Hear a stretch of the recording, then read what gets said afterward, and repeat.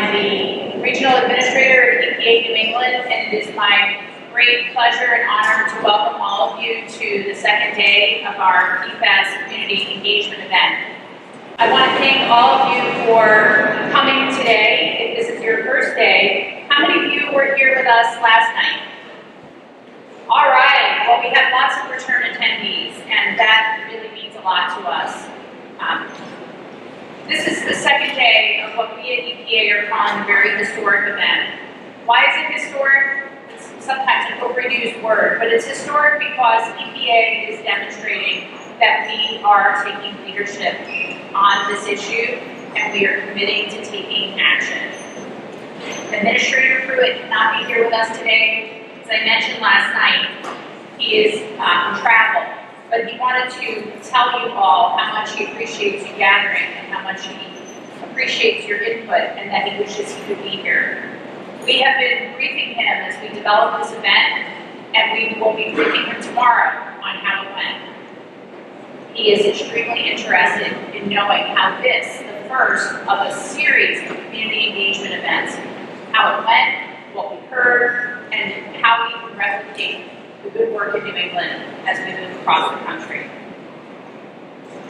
Yesterday and today's events follow the unprecedented national summit in Washington, D.C., held in May. And at that summit, the administrator committed to taking 4 very key actions.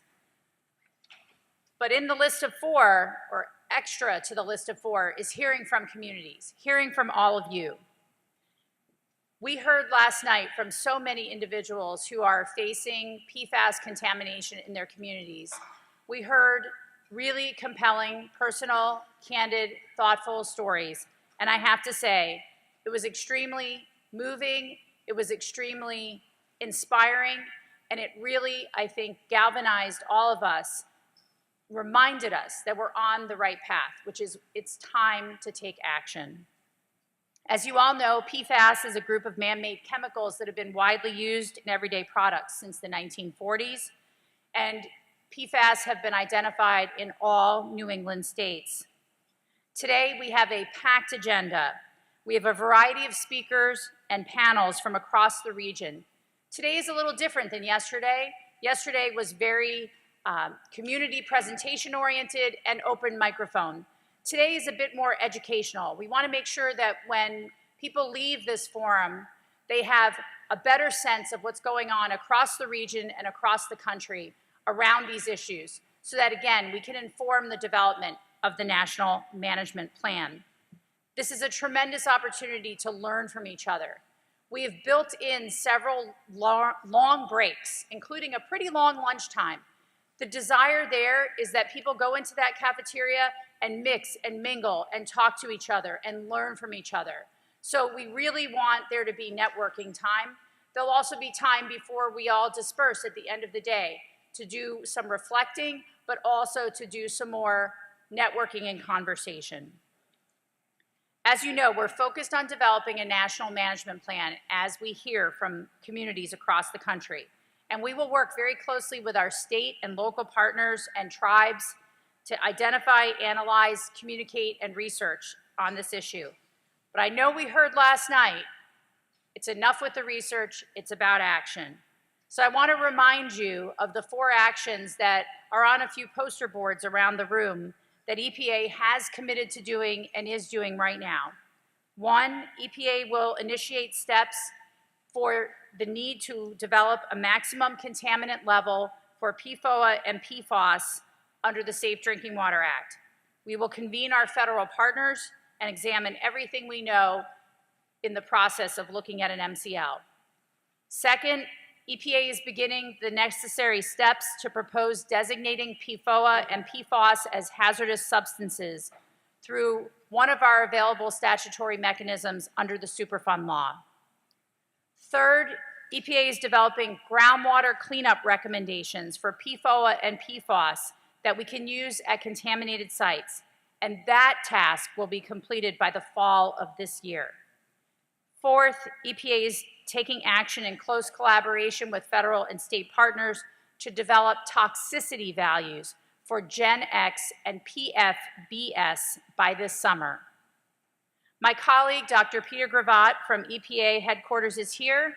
Peter heads up the Groundwater and Drinking Water Office in EPA's Office of Water, and he has been asked by Administrator Pruitt to lead EPA's development of action around PFOA and PFAS. He's going to tell you a bit more about what happened in Washington and a bit more about the national plan. Please note that there are note cards that will be available throughout the day. I'm not sure if I see them out yet, but maybe they're coming. They're at registration. Okay, and maybe we can even bring a few in here at some point. We have note cards. Please put any thoughts down on those note cards, as the last session today is dedicated to solutions, and we're going to use your note cards as well as the things that we heard last night to summarize input gathered. If you have any thoughts to put on those note cards, if you could drop them in the box at registration at the lunch break, that would be ideal. With that, I look forward to a second productive and thought-provoking day. I thank you all for being here, and I welcome Peter to the podium. Thank you.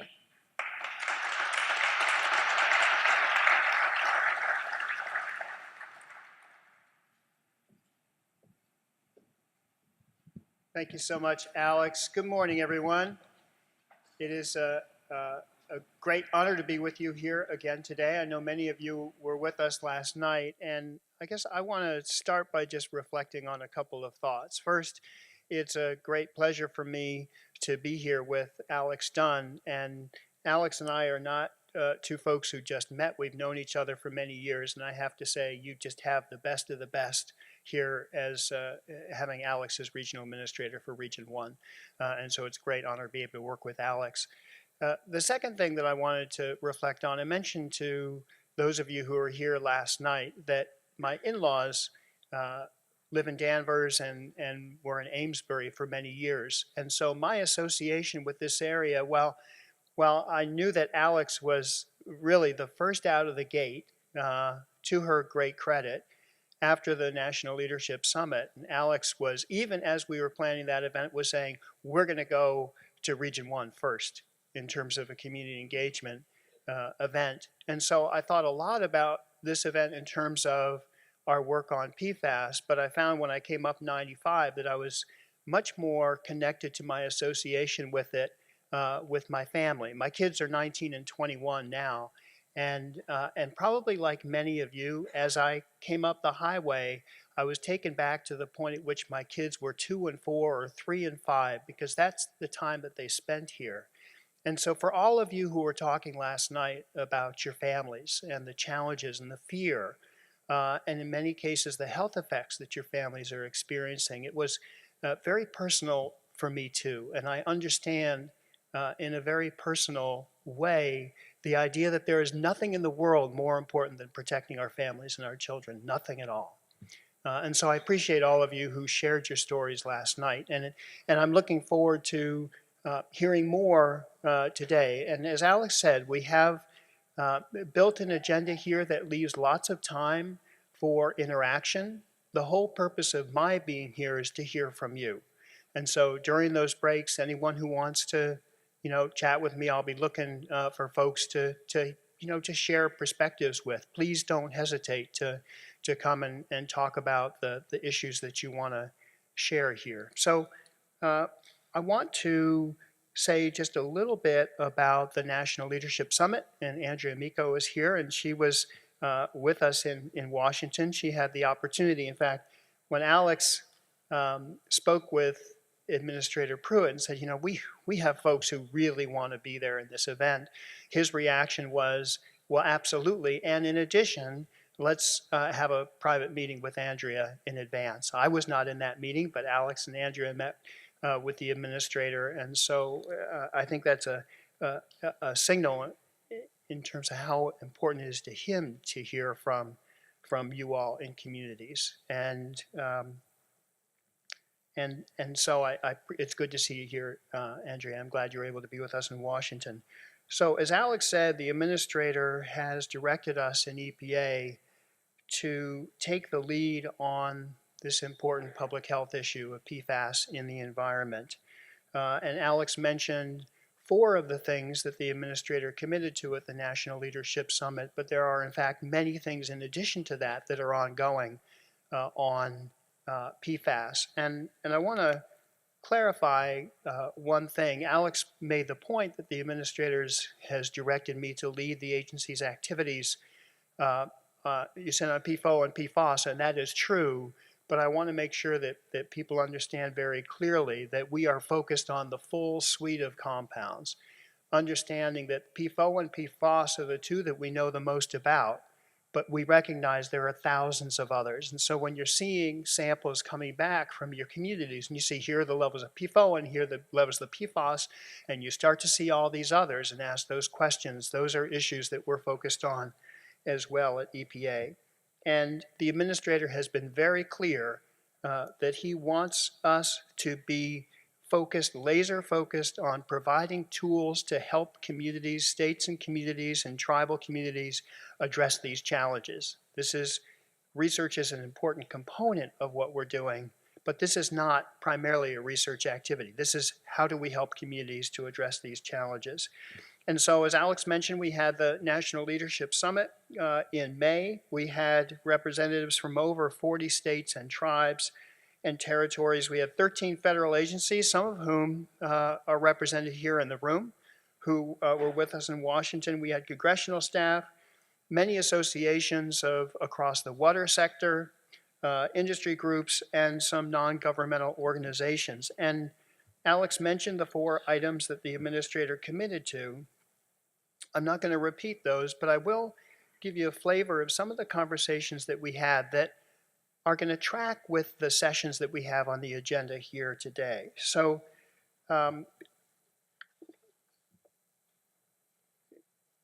the first thing is that while we had this summit in Washington, and it was a very important event for us to bring together national perspectives, we did not have the emphasis on community perspectives there at that event.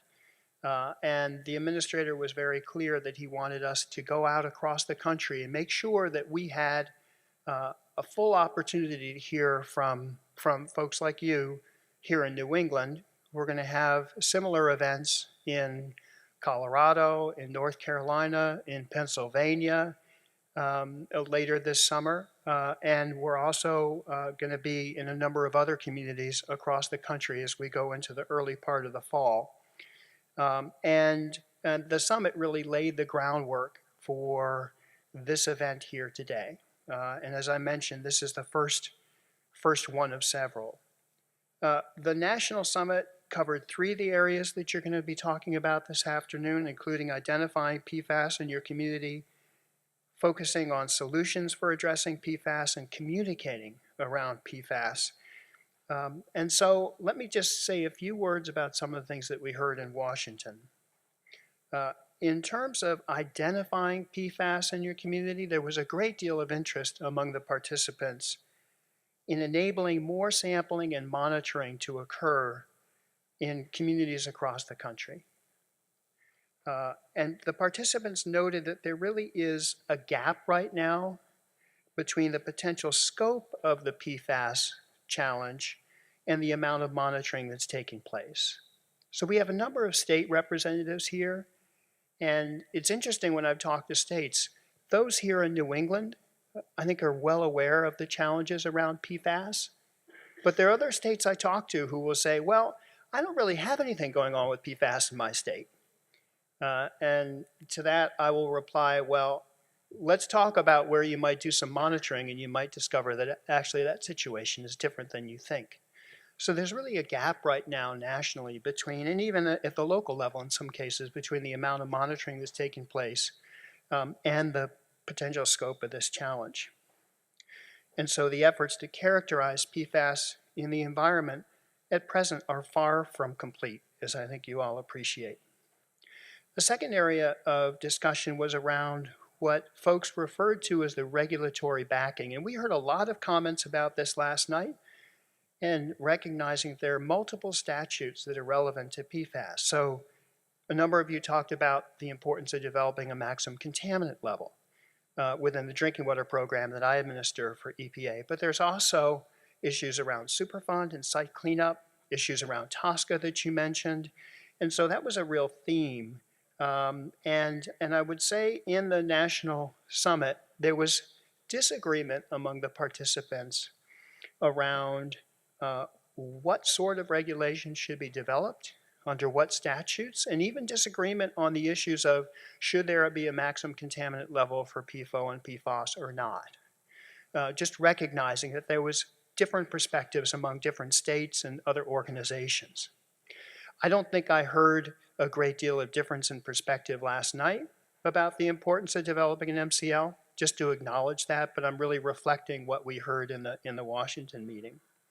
Another really important area that was discussed in Washington was private wells, and recognizing that under the Safe Drinking Water Act, we regulate public water systems, not private wells. And there are many, many private well owners here in the Northeast and in other parts of the country that have been significantly impacted by PFAS. And that's an area that we need to focus on.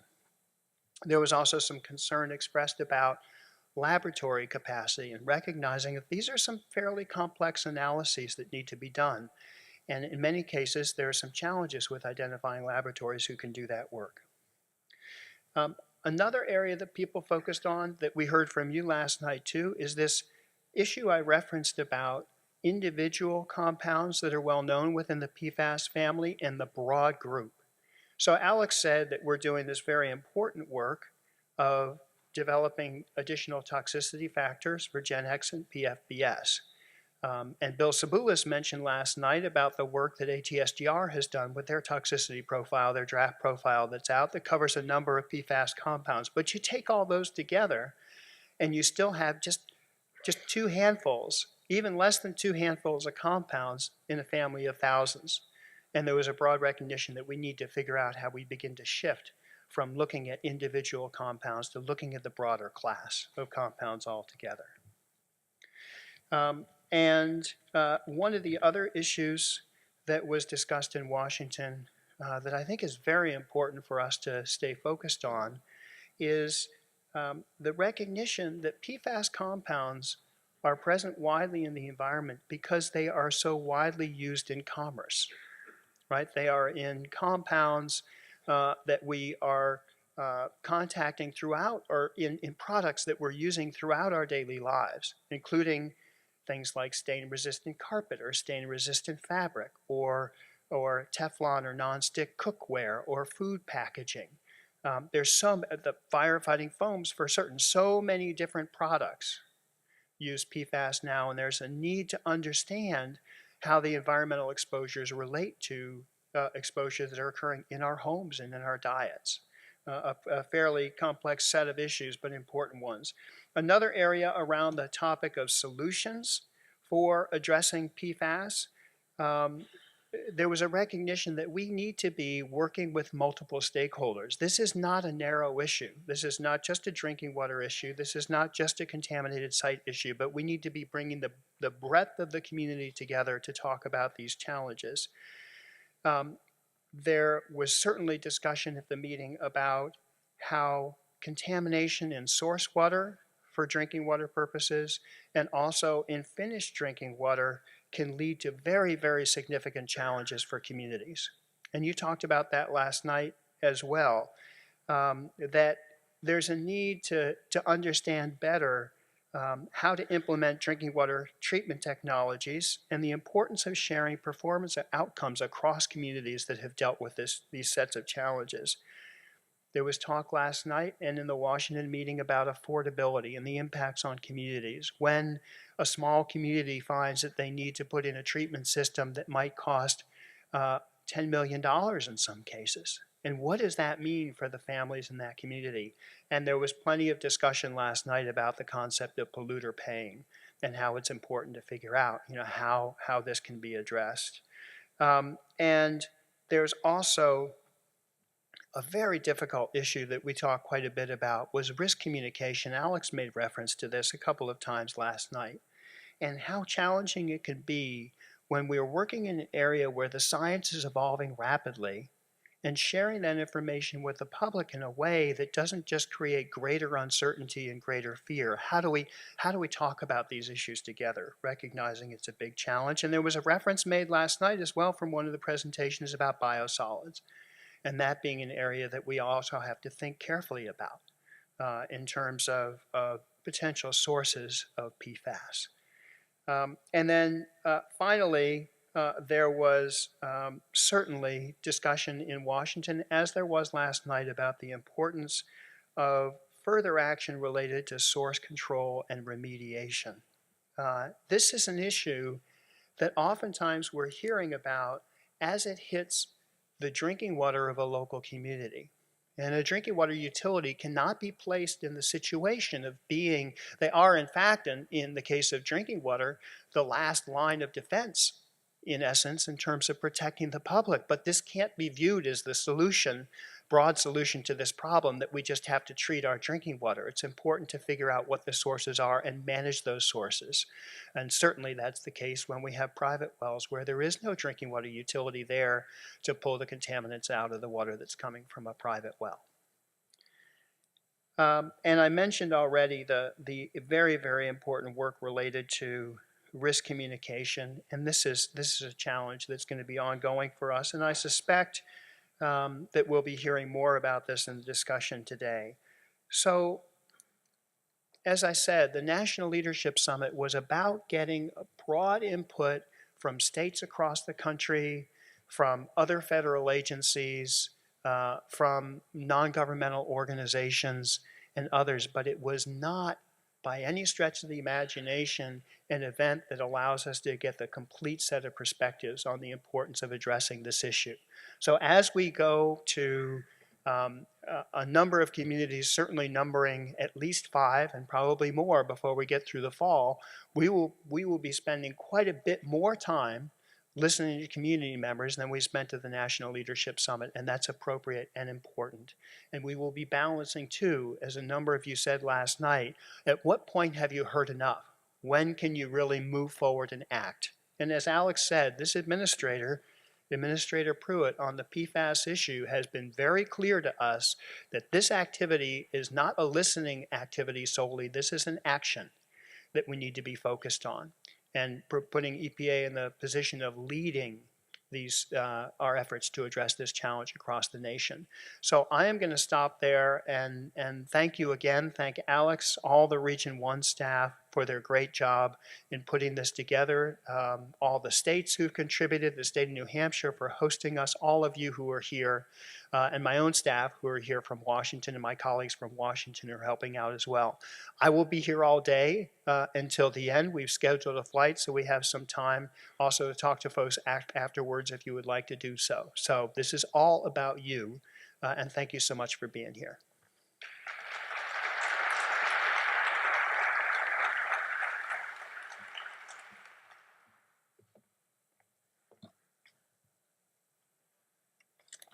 Okay, good morning. Sorry, let me just adjust the microphone here. My name is Megan Cassidy. I am from the EPA Regional Office in Boston, and I'm here today to give you a little bit of an overview of what we in New England, the New England office and with our states have been working on. I'm going to touch upon very briefly sort of how that fits into the national picture. But again, as Alex and Peter did, before I get started, I really just want to thank everyone who participated last night. It was great to see and hear from so many of you. We in New England, at least those of us who work in the field, are used to working with communities, but it was very powerful to have you all together and telling us your stories. So I really do thank you for hanging in with us last night. It was definitely worth the long night that we had, but I appreciated every moment of it. So just briefly, a little bit about myself. I have worked in EPA's Superfund program for over 25 years in a number of capacities, but I'm here today because a year or so ago I was designated as the regional point of contact for all things PFAS in Region 1. And I'm going to speak to that a little later because it really does get to sort of the priority and the emphasis that we are working on in this arena in Region 1. So I am going to really gloss over, usually when I give a presentation on PFAS, I have to, spend several minutes sort of giving good background, bringing people up to speed, but, I know my audience here today, I know you are all incredibly well informed and educated around this issue, so that's good news because I can, sort of make up a little time and keep us moving this morning. But just in case any of you are joining us and have not had this opportunity, really quickly, and you've heard it already, PFAS are a family of man-made substances that are widely used in hundreds, if not thousands of products for their properties related to resisting heat, oils, grease, stains, and water. The chemical nature of them makes them very, very persistent in the environment. They're very mobile in the environment, all of which sort of leads to some of the challenges that we are all facing. And again, just briefly, as you all know, in 2016, EPA issued lifetime health advisories for 2 of those compounds, PFOA and PFAS, indicating that exposure over certain levels may cause health impacts. Again, many of you spoke very eloquently last night to those, those issues. So again, I'm going to try to move along because I really do recognize my audience and you folks are so well educated. What are PFAS used for? Again, they're used in a lot of everyday products. They're also used in some very important products such as firefighting foam. A lot of industries use them. And for the consumer products, water resistance, stain resistance, water repellents, obviously we all have some day-to-day exposure, but an important part of that is where are these things manufactured? Because we are finding, obviously, the manufacture of these things is also creating a significant issue. Now, again, this is just a bit of a broader list, and I'm not going to read it, but I think this list and others have helped regulators, communities in trying to identify where we might find PFAS, PFOA, PFAS, and the rest of the PFAS family.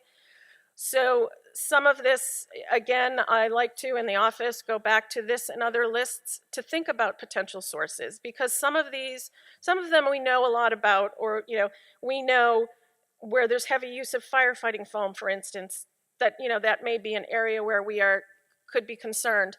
But again, as we learn more about this issue, there are other types of sources that sort of bring us back, I think, to, again, continually learning about where these compounds are used.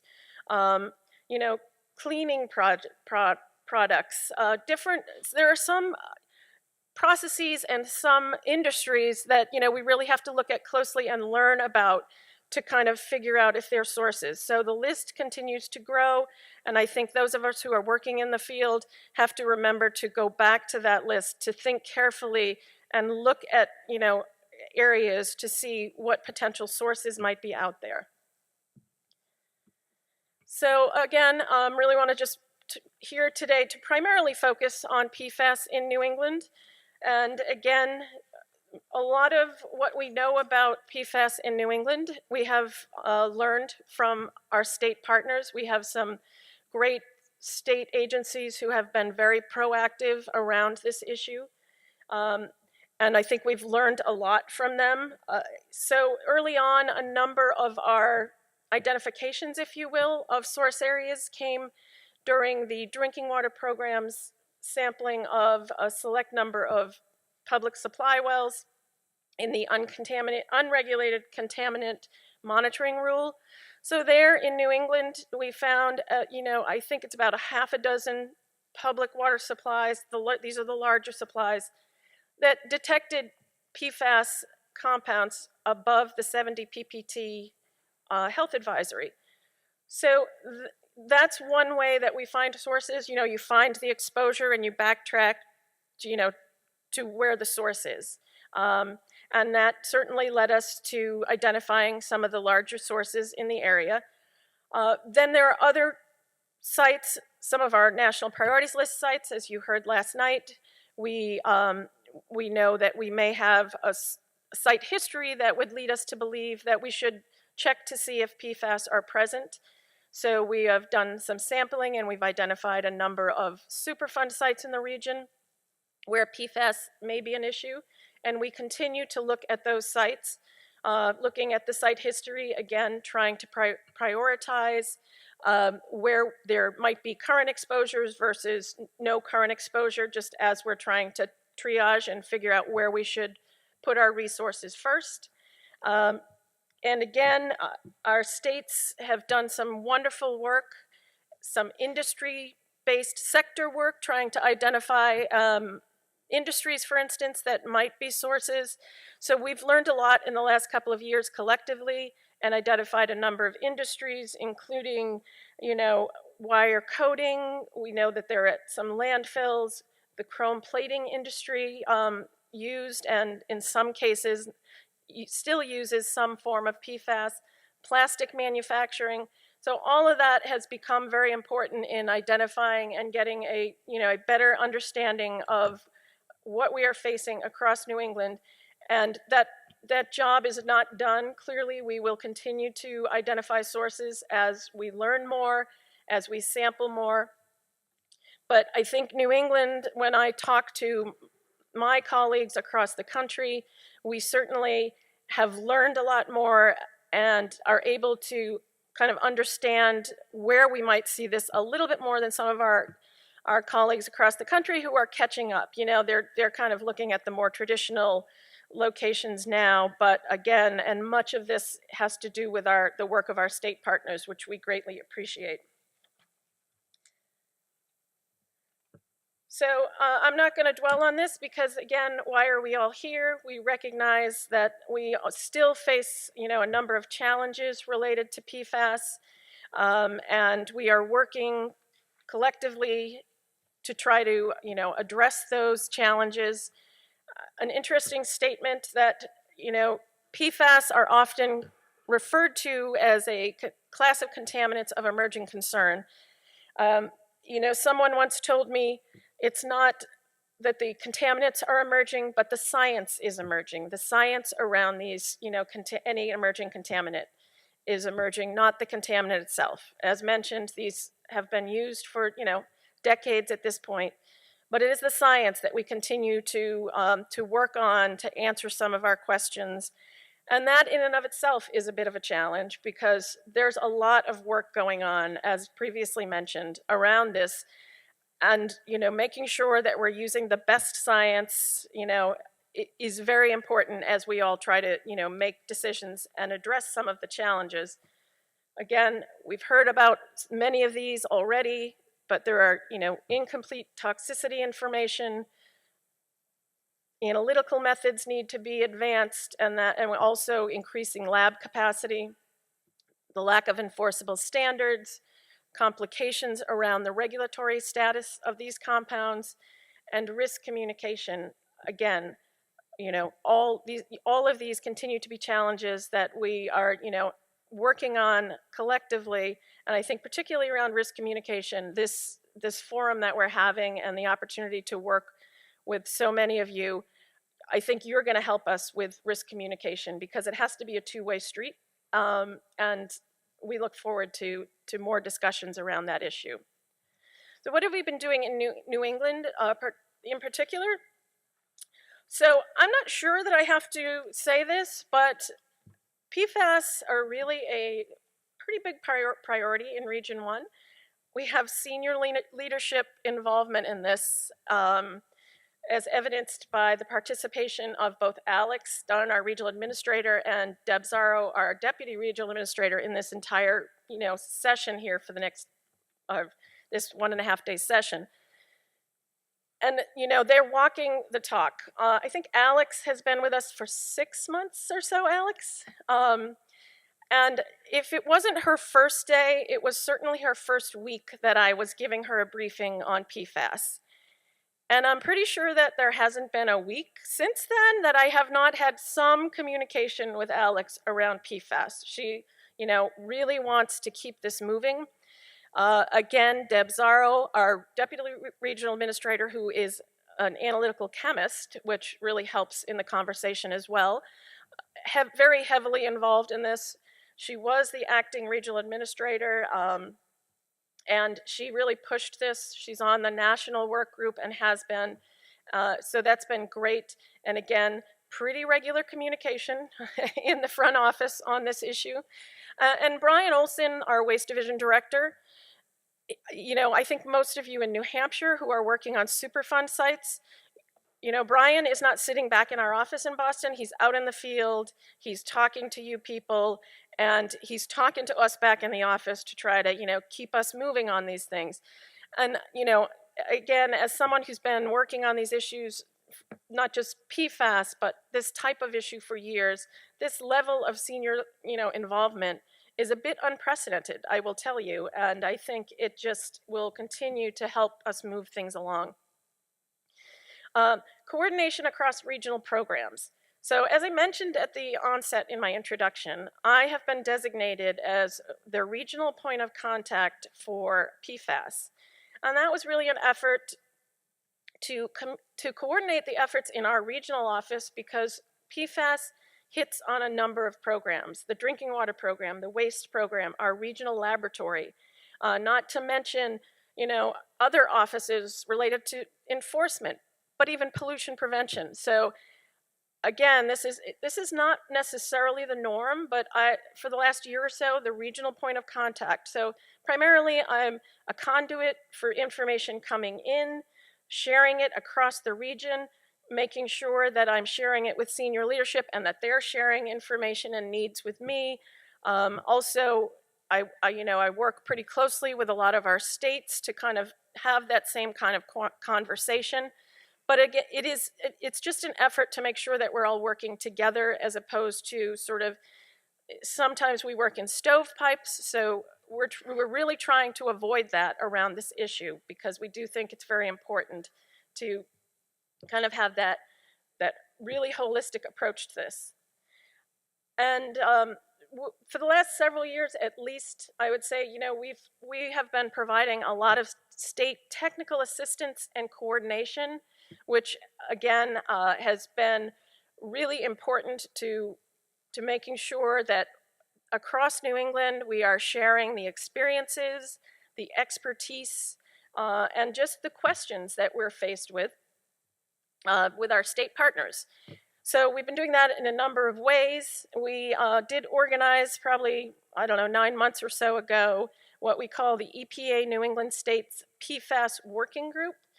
And that is really, I would say, it's, you know, the goal of that is really to sort of have a regional, a statewide point of contact that we can also kind of try to direct and hear from that, you know, that one point of contact. When we set that group up, we did reach out to the commissioners and asked for a recommendation for a single point person, for the same reason, to kind of help us make sure that we're sharing information, having some good discussions.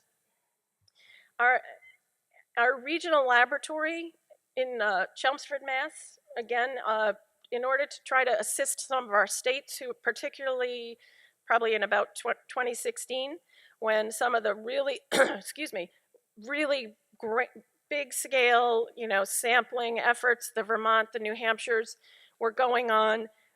There was, you know, staff at those states were just tapped out, laboratories were tapped out. So EPA New England really tried to step up and provide technical assistance through helping to take samples using our contractors or our staff. And as I said, that led to our regional laboratory developing the capacity to run PFAS in groundwater and drinking water, which, for those of you who know a chemistry lab, is no easy task, because laboratories are filled with Teflon. So, you know, retrofitting and really learning, you know, how to do this and do it well was a big step. And we continue to provide those services on an as-need basis to our states in order to help build capacity and, you know, kind of omit some of the delays that people might be faced with. We also in EPA New England are doing a lot of coordination with interstate organizations, New MOA being one of them. That's the Northeast Waste Management Officials Association, but there are others.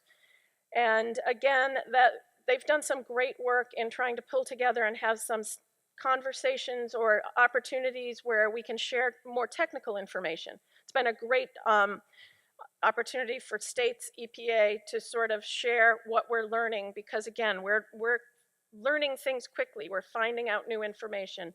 So coordinating on that front has been very important as well.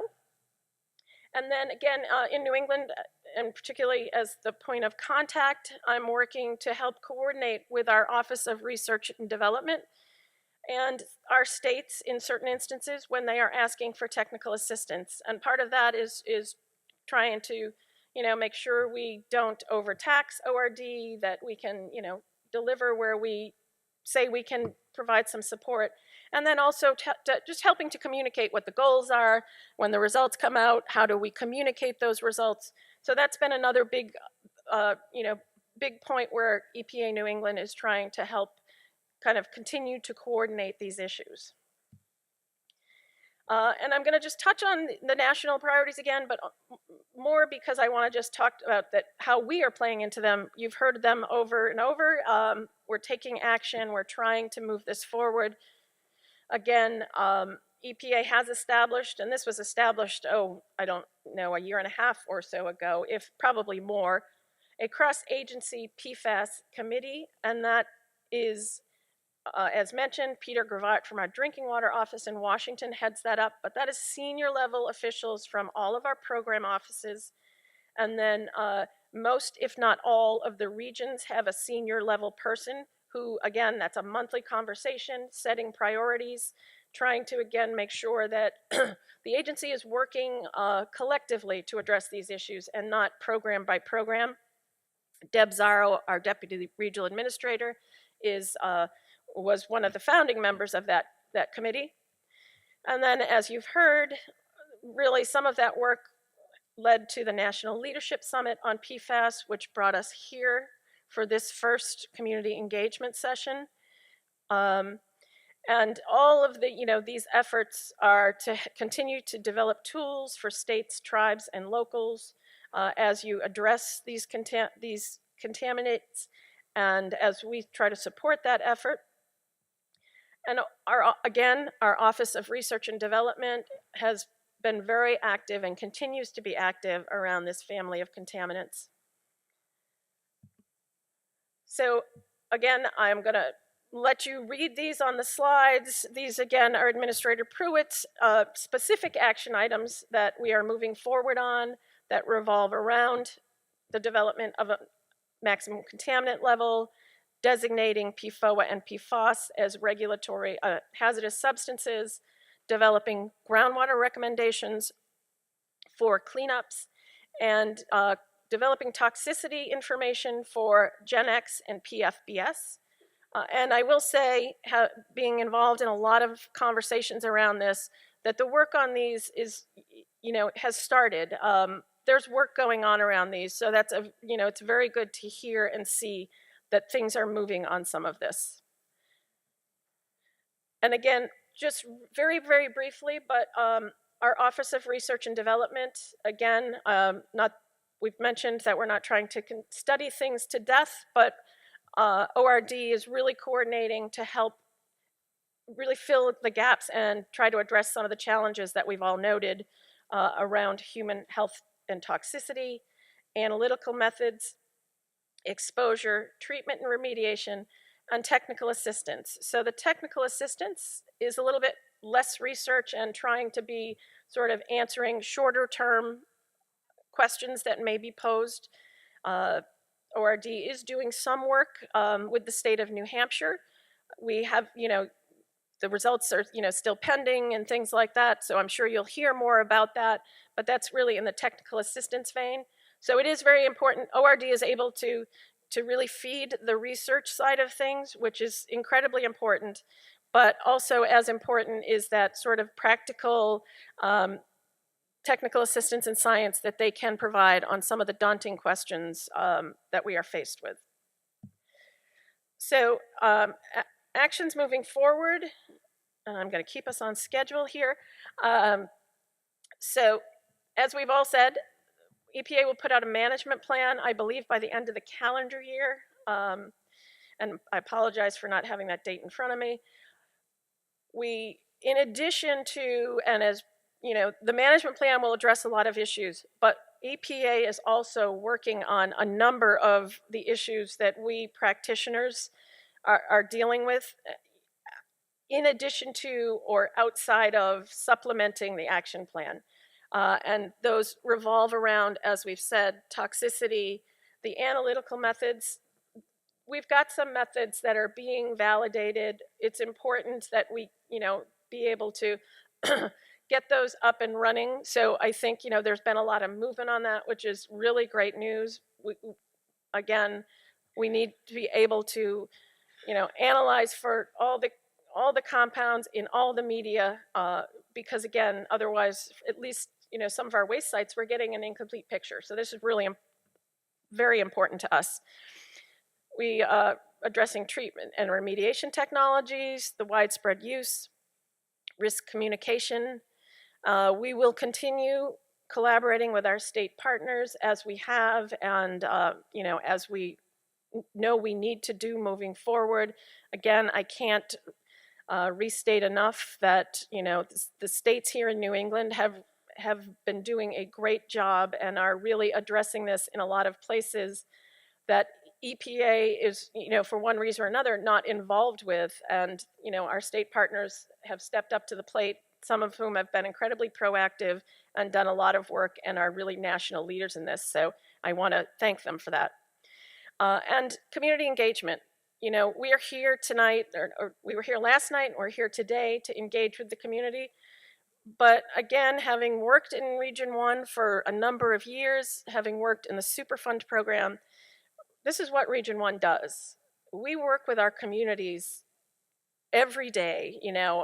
Our project managers, our, drinking water people, they're on the phone with people, they're, out at meetings, and, hearing your story, getting your ideas is incredibly important to us. And we, really continue to work on that front. And in that vein, I look forward to talking to any of you at the networking sessions. Again, I am available at the office. I've had a great opportunity leading up to this to talk to a lot of the community members in planning this. So, we continue to look forward to that. And I do know that there are a whole lot of people back at the office who also, are ready to answer your questions and just help you to the extent we can deal with what you have in front of you. So I want to thank you for that. I hope I didn't go too quickly, but I'm trying to keep us on schedule. And again, one thing before I close, we did move some of the cards for your thoughts or recommendations in. They're on a shelf or somewhere in the middle of the auditorium.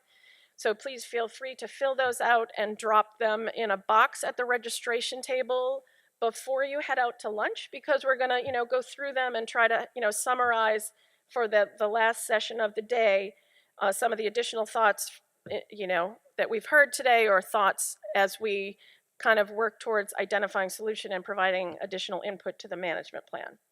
So thank you again. And I think we are going to ask our state panelists to head on up here to the stage, where Deb Zarro, our Deputy Regional Administrator, will lead a panel where we can hear a little bit from each of our New England states and to New York regarding their efforts related to PFAS. Thank you.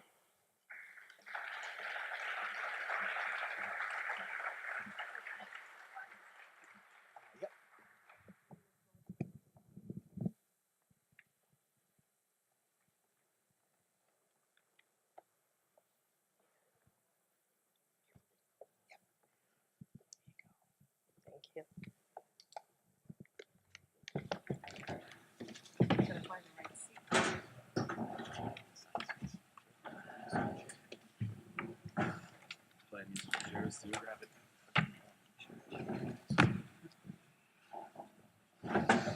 Good morning, everybody.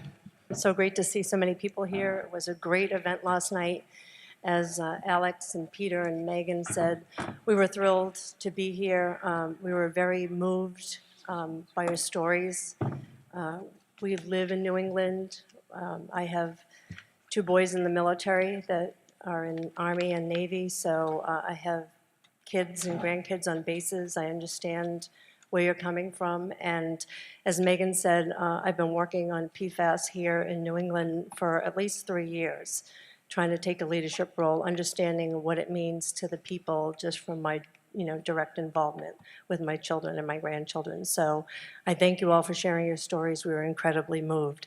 I am very thrilled today to be on this august panel with my state partners in New England. As Megan said, we work with our state partners day to day on PFAS.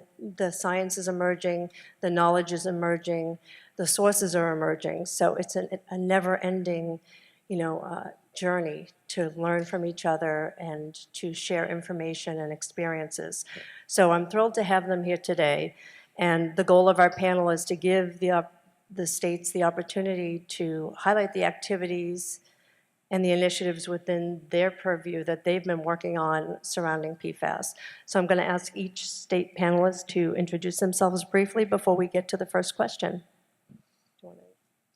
Sure. Hi, I'm Bob Kaliszewski. I'm the Deputy Commissioner for our Environmental Quality Branch at the state of Connecticut.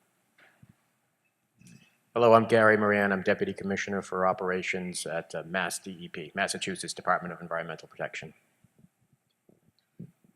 I'm Melanie Loisum, Deputy Commissioner at the Maine Department of Environmental Protection. Clark Frizey, Assistant Commissioner in New Hampshire Department of Environmental Services. I'm Nick Nunes, and I'm a project manager at the Rhode Island Department of Environmental Management. Morning, I'm Peter Walk. I'm the Deputy Secretary of the Vermont Agency of Natural Resources.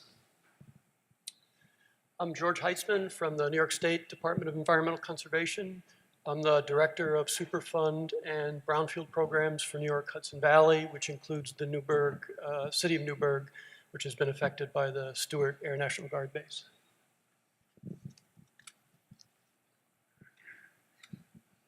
Can we try, can somebody try the mics and make sure the... Good morning. Yes, okay. So I don't have to share my mic the entire time, all the way down the line. So we're really lucky. We have not only the 6 New England states here today, but we have our sister state from New York right over the border. As we heard last night, Hoosick Falls has a lot of issues that are very related and stepped out pretty quickly when it came to PFAS. So we're very thrilled and honored that our New York State colleague could join us today. So we're going to have a conversation up here, and it's going to be pretty informal, just so the states can share what they're doing. And my first question to the panel is, can you highlight some steps you've taken to identify PFAS contamination in your state, and how have you gone about doing that? Okay. So first of all, I'd like to thank you, Deb, thank Alex for hosting this. I'm here to listen and learn. We're one of those states that are a little further behind on the in this journey. Though for the last 3 years, I don't think I've been to a meeting where there have been more than 2 states in the room where this topic hasn't come up for some conversation. The work group calls have been great, keeping us informed. As we've had a couple of incidents where we've had some relatively limited contamination issues that we've dealt with, not some of the larger scale ones that our neighbors to the north have had. So we're beginning to try and put together some tools, some mapping tools, looking at the different uses, trying to identify potential areas. We did some initial work using the unregulated contaminant rule to test our larger drinking water sources, and we were lucky to find that we didn't have any levels above the standard in any of those.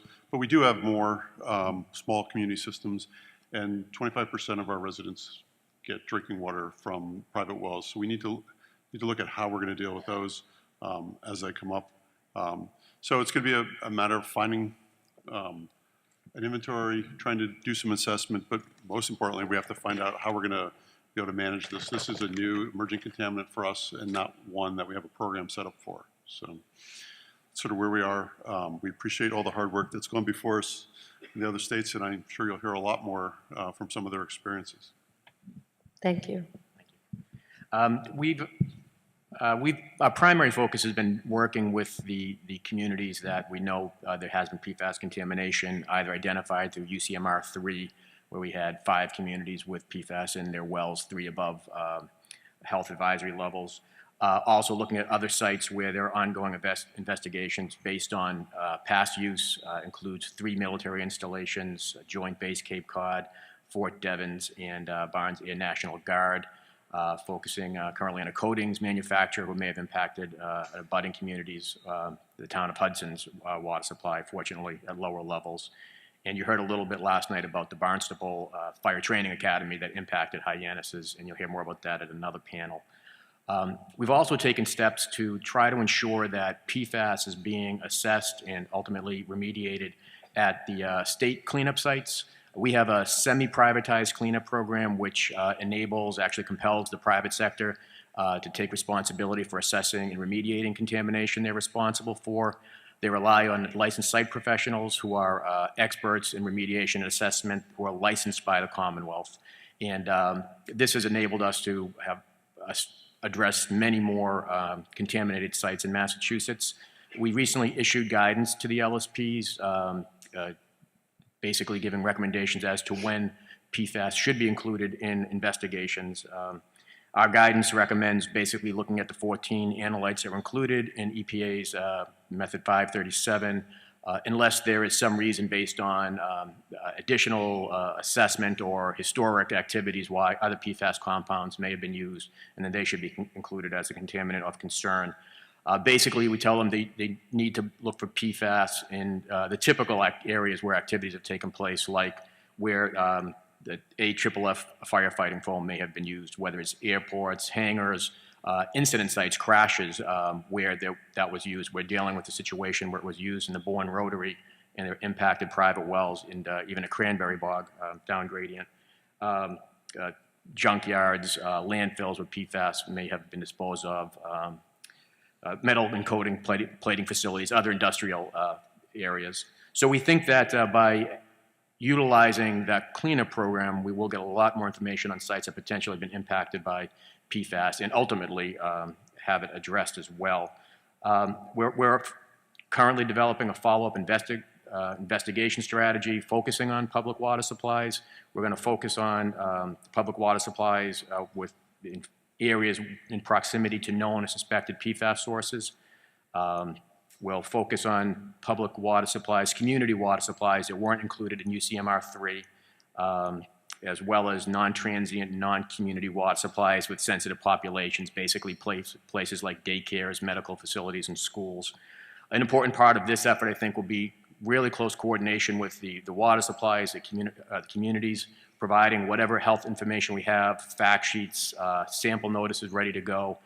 We found that we had the opportunity when we were developing our health advisory level, which we'll talk about a bit later, but we had some opportunity to work up front with communities, the public water supplies in places like Air, Devens, and Westfield you heard a little bit about last night. I think really helped with that part of it. While in Hyannis, we didn't have that opportunity. It sort of came about when the EPA's health advisory came out. Hyannis found themselves over it, and as they mentioned last night, there was a bit of a scramble to try to address it and to provide risk communication to the residents. And one other thing, if I could, while it's not an effort to identify PFAS contamination, it's an effort to identify potential sources of the contamination. We recently, in conjunction with the Department of Fire Services, launched a AFFF take-back program where we've asked all of our fire departments to do an inventory of their foam. And we're focusing right now on pre-2003 foams. I mean, these are the foams that we know are the most problematic, not that there may not be issues with other foams, but we want to focus on what we know is the problem. And so they'll do a visual inventory. If they have the old foams, we'll take back any pre-2003 foams, use a state contractor to collect it, and ultimately dispose of the foam. It's been in effect for a few weeks now. We have over 50 fire departments who have contacted us and asked us to take the foam back. It's about 13,000 gallons of the concentrate at this point. So the question is, what are you doing with the foam? The foam is being transported to a materials manufacturer who is developing it into a fuel, which is then being sent to an incinerator where it will be incinerated at temperatures that will take care of the PFAS. Right, thank you, because that's one of the things we've heard is sometimes the disposal of the product or the outsides of the product is a real problem. And that was part of the scope, is not to, part of the testing of this is not only to get the foam back, but to deal with the issues of potential transport, storage, and to ensure that disposal ultimately doesn't lead to other problems. Great, thanks. Anybody else? Melanie? So in Maine, the drinking water program is actually housed in our Department of Health and Human Services, and I'm with the Department of Environmental Protection. So this has been an educational exercise for us coordinating between the two agencies. Our approach began with the PFAS compounds actually several years ago with our Air Force bases. We have one in Limestone, Maine, the Loring Air Force Base, and the Brunswick Naval Air Station. So investigations have been happening in conjunction with EPA on those sites for many years. And then as a result of the UCMR3, we had 2 public water supplies that came up positive. Fortunately, the one that was over the health advisory was actually not in use. And I think some of you heard from the district manager for the one that was in use that in an abundance of caution, they've installed a treatment system, and we're very proud that they've taken that action. So our focus, as we've been thinking about how to approach it, we decided that we wanted to look at the areas of greatest potential exposure. That what was important to us was public health protection and looking at those areas where we thought that the most people were potentially at risk. So those would be our major public water supplies. Fortunately for us, under UCMR3, there were 18 public water supplies that were tested. Those communities represent 27% of our population. As many of you know, in New England, most of us aren't on public water, so even if you're in a town where there is a public water supply, you may still have a private well. Roughly estimating that maybe 10% of our population was captured by the UCMR3 testing. We worked in conjunction with our Department of Health and identified 14 other small community water supplies that were in areas near airports or other fire training areas and had those tested. We did find very low levels as a result of some of those. All were below the health advisory. We've also been looking for PFAS compounds at our existing cleanup sites. We've incorporated sampling for these compounds as part of our traditional approach to dealing with sites that we're looking at doing testing, monitoring wells, soil removal. So we've got many sites where we even thought that maybe we were done with remedial action there. And as we've been approaching the closeout of those sites, we've had those responsible parties go back and test for these compounds as well. We've been investigating around some of our old municipal landfills where we knew that we already had some plumes in the adjacent area from those landfills, and we've been testing for PFAS compounds there. We feel that we've been pretty fortunate that we've not been seeing these compounds impacting wells nearby in a very small number of cases where we've had detections of the compounds below the health advisory levels. Those are homes that had already been impacted by landfill plumes that already had point of entry treatment systems on them. So what we're doing is coordinating with the homeowners to increase the frequency of changing out the filters and ensuring that the treatment systems are going to be adequate to protect them from all of the compounds of concern. So we're generally taking a step-out approach around our contaminated sites, the same as we have for other compounds. That we have site sampling, we have monitoring well sampling, and then if we're seeing these compounds in the monitoring wells, we look for the nearest receptors that would be residential drinking water wells and testing those. And so far, we're not finding the kind of large-scale impacts that we're hearing about in our neighboring states. But we are in a phase of learning a lot, I think, like everybody here. And I'd like to echo the thanks to EPA. Many of us at this table have been talking about this a lot for the last several years. And we've been saying we really need to get together. We need some help on this. And so we're very grateful for EPA Region 1 to be here with us, having this conversation with all of you. Thank you. Thank you, Melanie. Clark? So in New Hampshire, somewhat similar to Maine, we started out really with a military base issue with Pease Air Force Base. And while that was horrific because of children being directly exposed and unknowingly exposed, it, similar to what you've heard in other states, it was sort of a standard plume. And there were methods by which we could figure out what the extent was and how to treat it and how to deal with it. We then had our first major industrial site come up, and that really blew some of our preconceptions on how you do this work. We saw a level of contamination, an extent of contamination, and a pattern of contamination that didn't match anything we'd ever seen before. We recently signed a consent decree with that industrial company, and the investigation area is 65 square miles. There's nothing like it. The groundwater management zone is 15 square miles. Again, a scale and magnitude we'd never seen before. So with that, we pulled together a multidisciplinary team and really tried to step back and say, this isn't normal. This is not a standard suite of chemicals. This is a very different family of chemicals, and we've got to think differently. So we really did try to go back. Our primary focus has always been on drinking water. We are worried that that is the pathway by which it gets into the human body. We all have to drink water every day, and it is bioaccumulative. So if you have to drink water every day and it's a pathway, that is a way in which you can get this buildup in your body. So we really tried to step back and look at where are sites in which a significant amount of these compounds could be, and was it adjacent to a drinking water source, and in particular near schools. We're very focused on that. Quickly settled down in sort of three different areas. One is firefighting. Firefighting academies, firefighting training areas, areas in which major fires were done, and military bases where training was done regularly. One of the things we discovered was there are two classes of AFFF. There's Class A, which is for putting out paper and wood fires, and that does not have perfluorinated compounds in it. It's basically soap.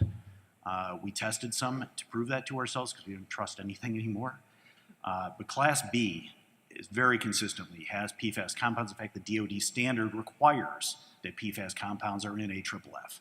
And everybody follows DoD standards where DoD standards exist. So any place where we had firefighting on any consistent basis, that was a real focus area. And again, if it was near a drinking water source or a school.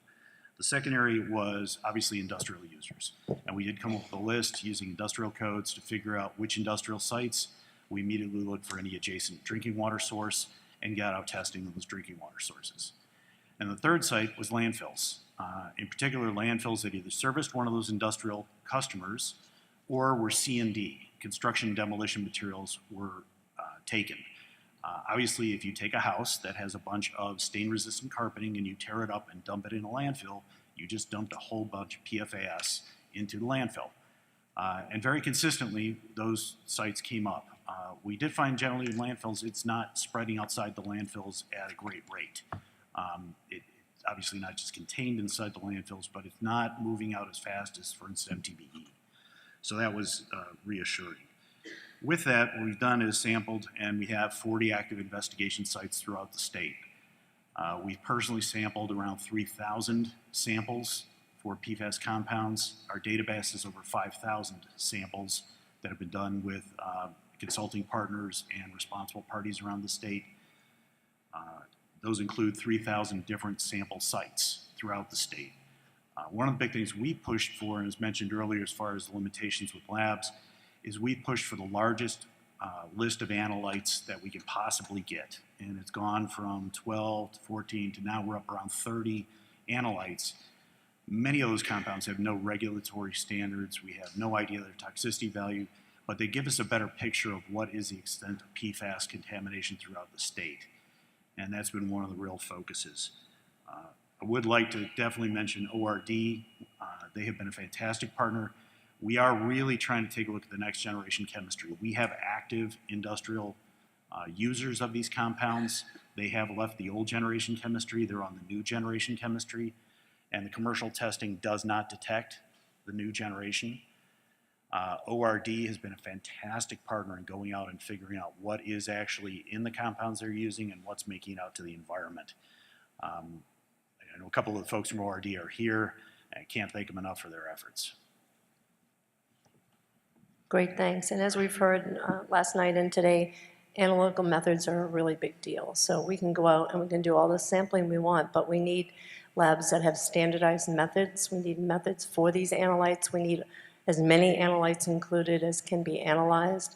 And then the data quality concerns that come out of that. We've worked pretty extensively with New Hampshire early on because they were getting data sets that were of concern to them, different values from different labs for drinking water.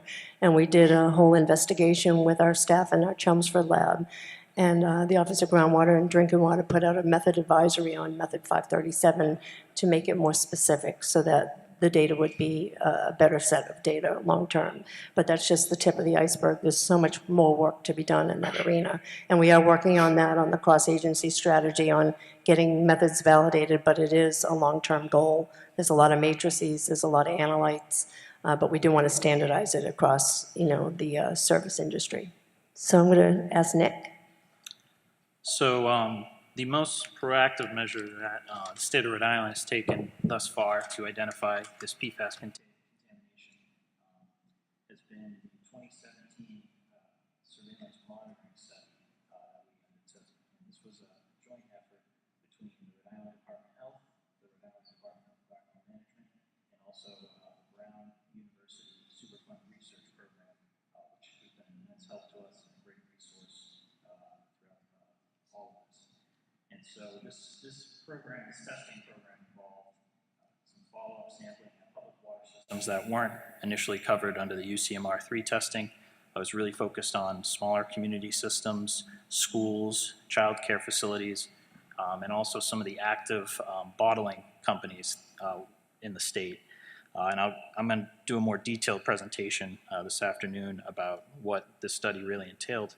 But just briefly, we ended up looking at approximately 40 public water systems throughout the state that were we deemed most likely to be impacted by PFAS based off their proximity to potential sources.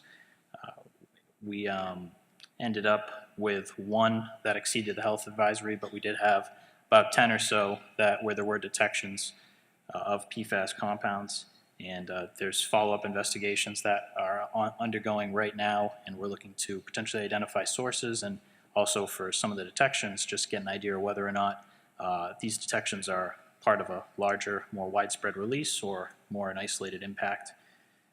And some of the other initiatives that we're undertaking right now is our waste facilities management program recently announced that they're going to be requiring all active and closed landfills throughout the state to sample for PFAS as part of their annual monitoring, which that'll definitely help us get a handle on one of the possible sources throughout the state, and that may also lead to some subsequent investigations. And then currently on the state cleanup side of things, our site remediation program and brownfields program are requiring sampling for PFAS on sites where it's warranted.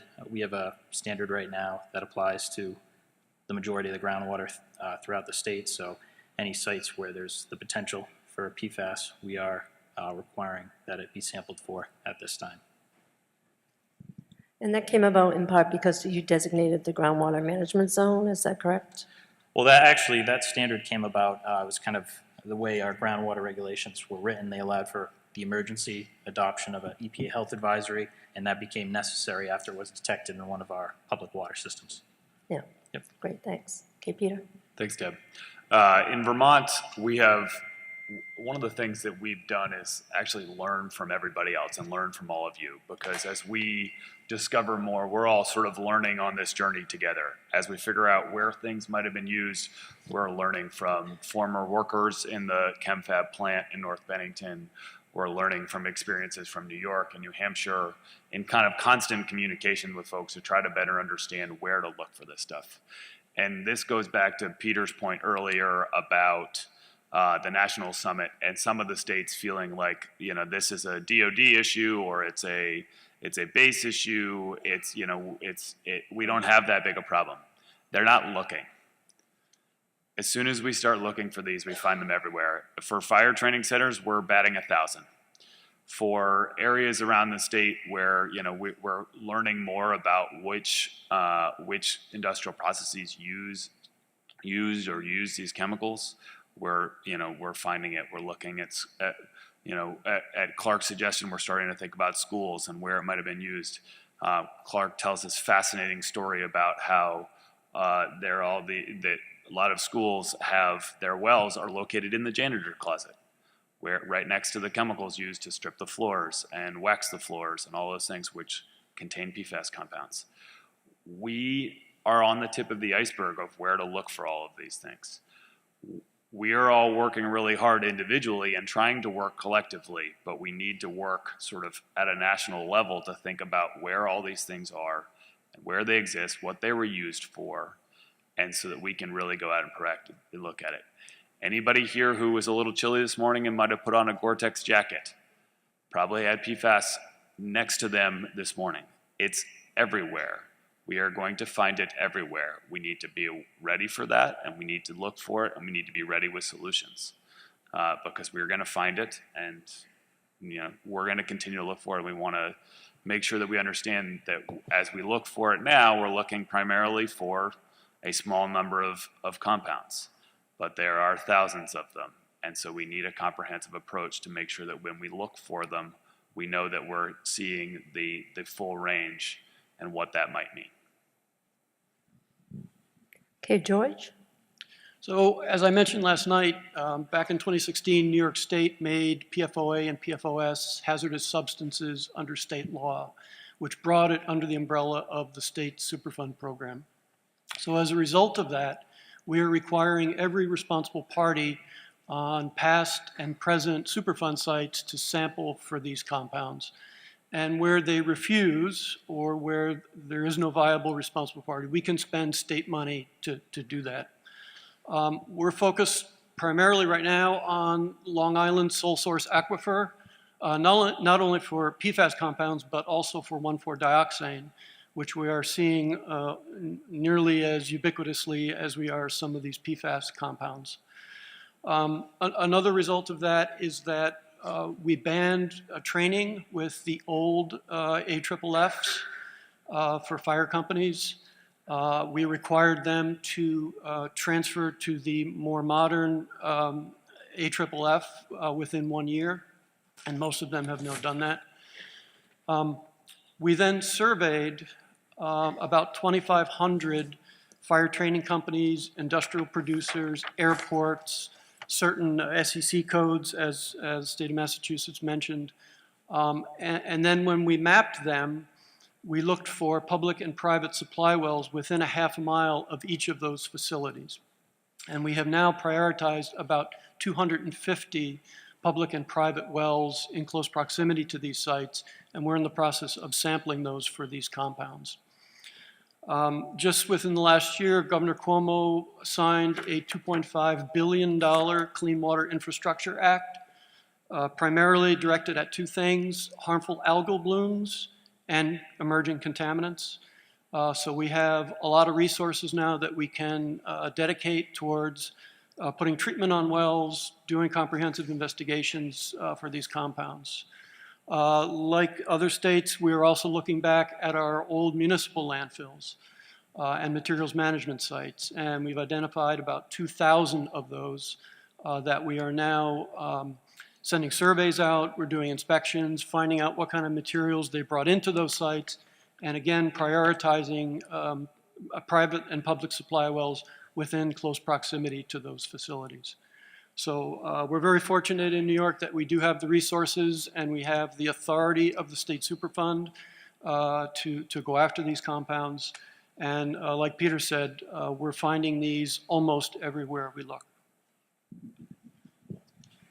So as you can see, this is a huge issue with tracking down the sources, backtracking to the sources from when you have either a UCMR detection. I know we've done some mapping ourselves.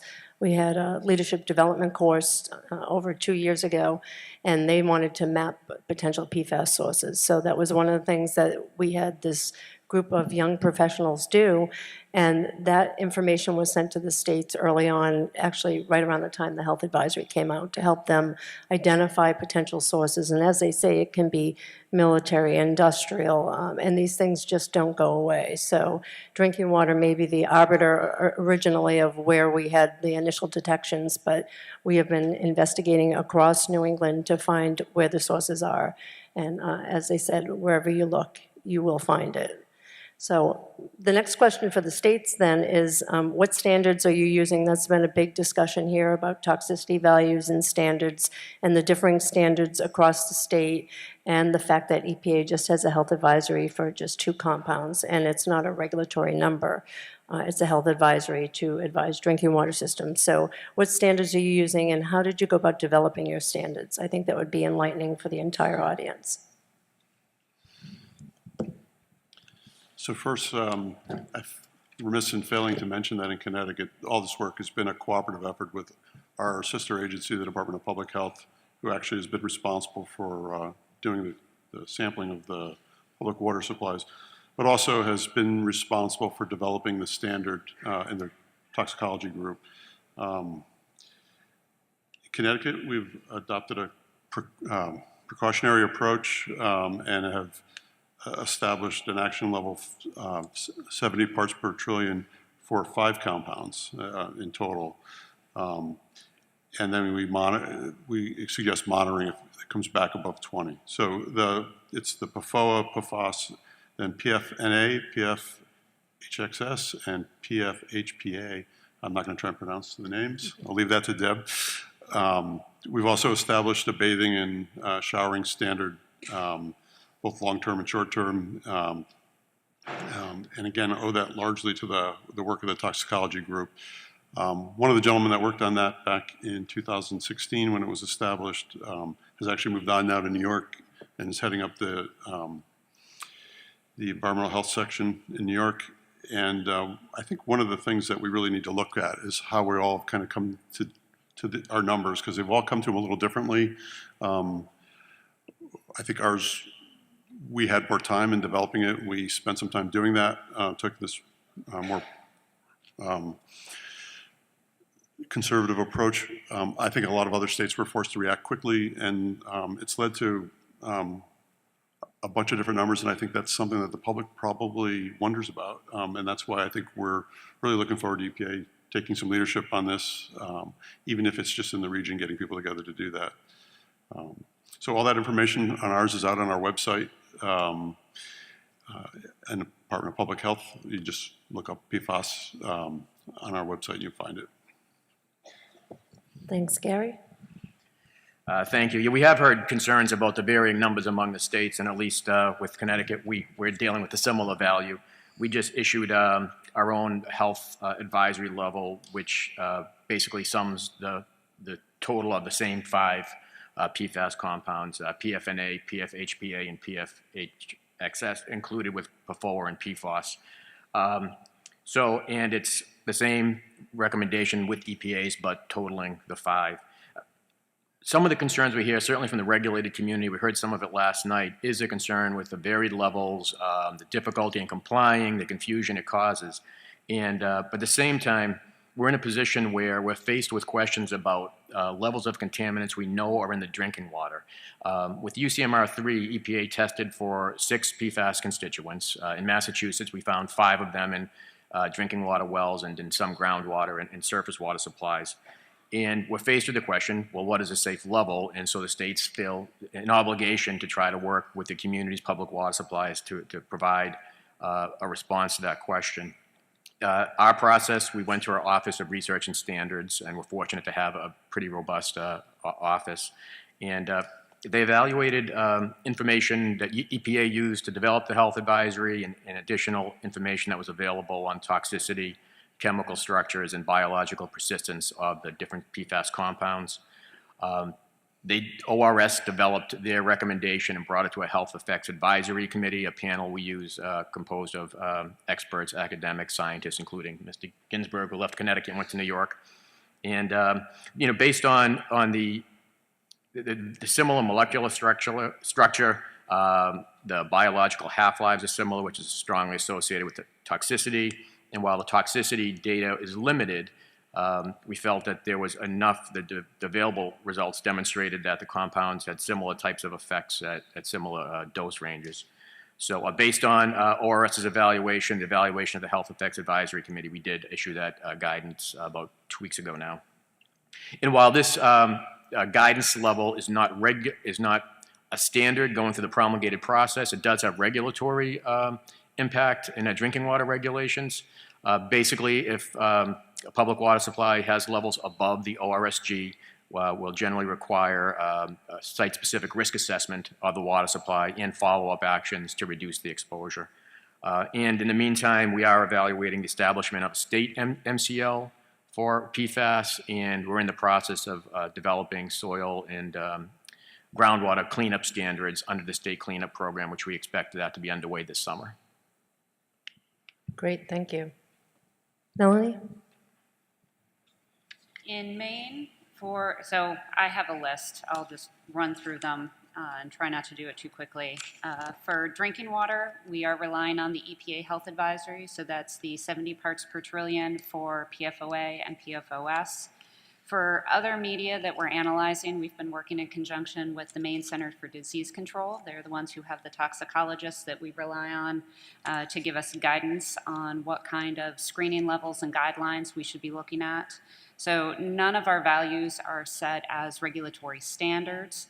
These are all, again, screening levels and guidelines. So for groundwater, because it's so prevalently used as a drinking water source, we are relying on the 70 parts per trillion of PFOA and PFOS for groundwater. In sediment, we have guideline levels of 1,500 micrograms per kilogram for PFOA and 42 micrograms per kilogram for PFOS. Sorry, 20,000 micrograms per kilogram. For our soil screening levels, we are in the process of revisiting those numbers. We had previously used 300 micrograms per kilogram for PFOA and 11,000 micrograms per kilogram for PFOS. We are in the process of revising our remedial action guidelines, and we've recently taken a look at the EPA's risk screening levels. And we've run those through our leaching to groundwater models. And what we did just this past legislative session is for the beneficial use of waste materials, we adopted guideline screening levels for wastes for PFOA of 2,500 nanograms per kilogram, and for PFOS, 5,200 nanograms per kilogram. The way those figures are being used is by rule, if a facility wants to utilize a waste material for a beneficial use, if we have reason to believe that those compounds may be present in the waste material, we would request that it be tested and compared against those levels. If the amount in the waste exceeds those levels, then we'd require additional risk mitigation strategies to be used. So we would limit the potential use of those materials based on the concentrations.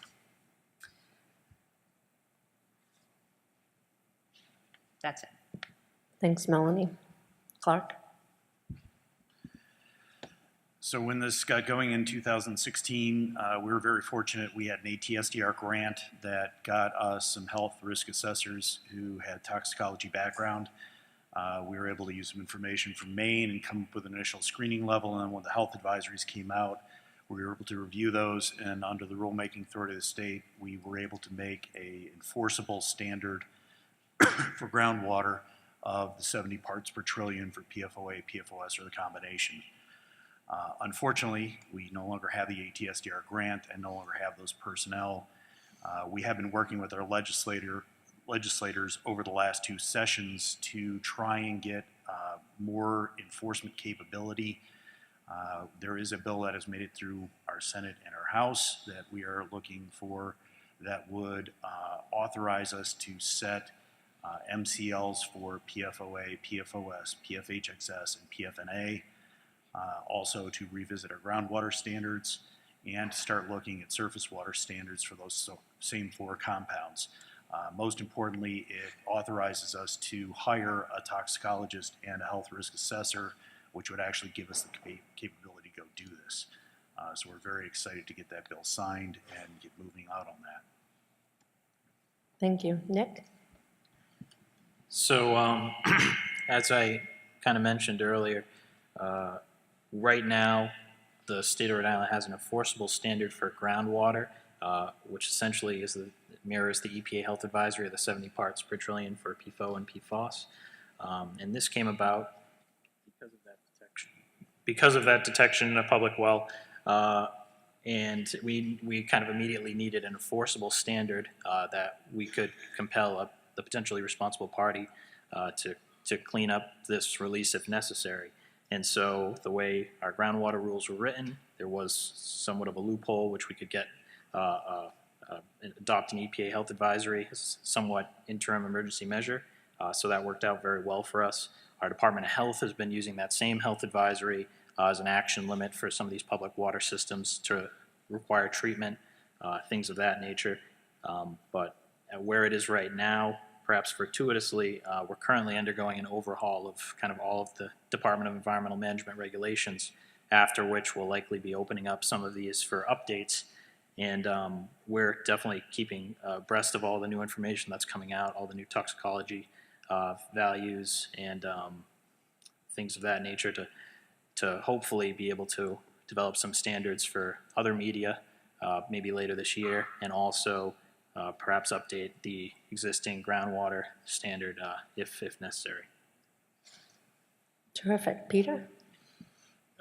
In Vermont, we are using our own 20 part per trillion groundwater standard that is set through a rulemaking process that was developed by our Department of Health. I'll come back to that in a second, but we've also looked at soil contact standards, the way in which the uptake happens into livestock, into vegetables, and every other thing imaginable. As you can imagine, maple syrup is fairly important to Vermont. So people have asked what the standard for maple syrup is. Thankfully, most people don't consume the same amount of maple syrup as they consume water, so the level is Even in Vermont? Even in Vermont. The 20 part per trillion standard is sort of somewhat the elephant in this room, and I just want to address sort of how Vermont arrives at that standard. Our Department of Health has a standard calculation that it uses to develop all of our health advisory levels, and the difference and the reason why the EPA number and Vermont number difference is we just make different assumptions about the sort of riskiest, the risk to the most vulnerable population. We essentially use a nursing, infant, and mother and the interface between breast milk and those sorts of things in order to calculate what the value should be. And so the input that led to our 20 parts per trillion standard is the same as the input that led to the 70 part per trillion standard. We simply look at a slightly different population and the overall impact. And so that's how we end up with the 20 part per trillion standard.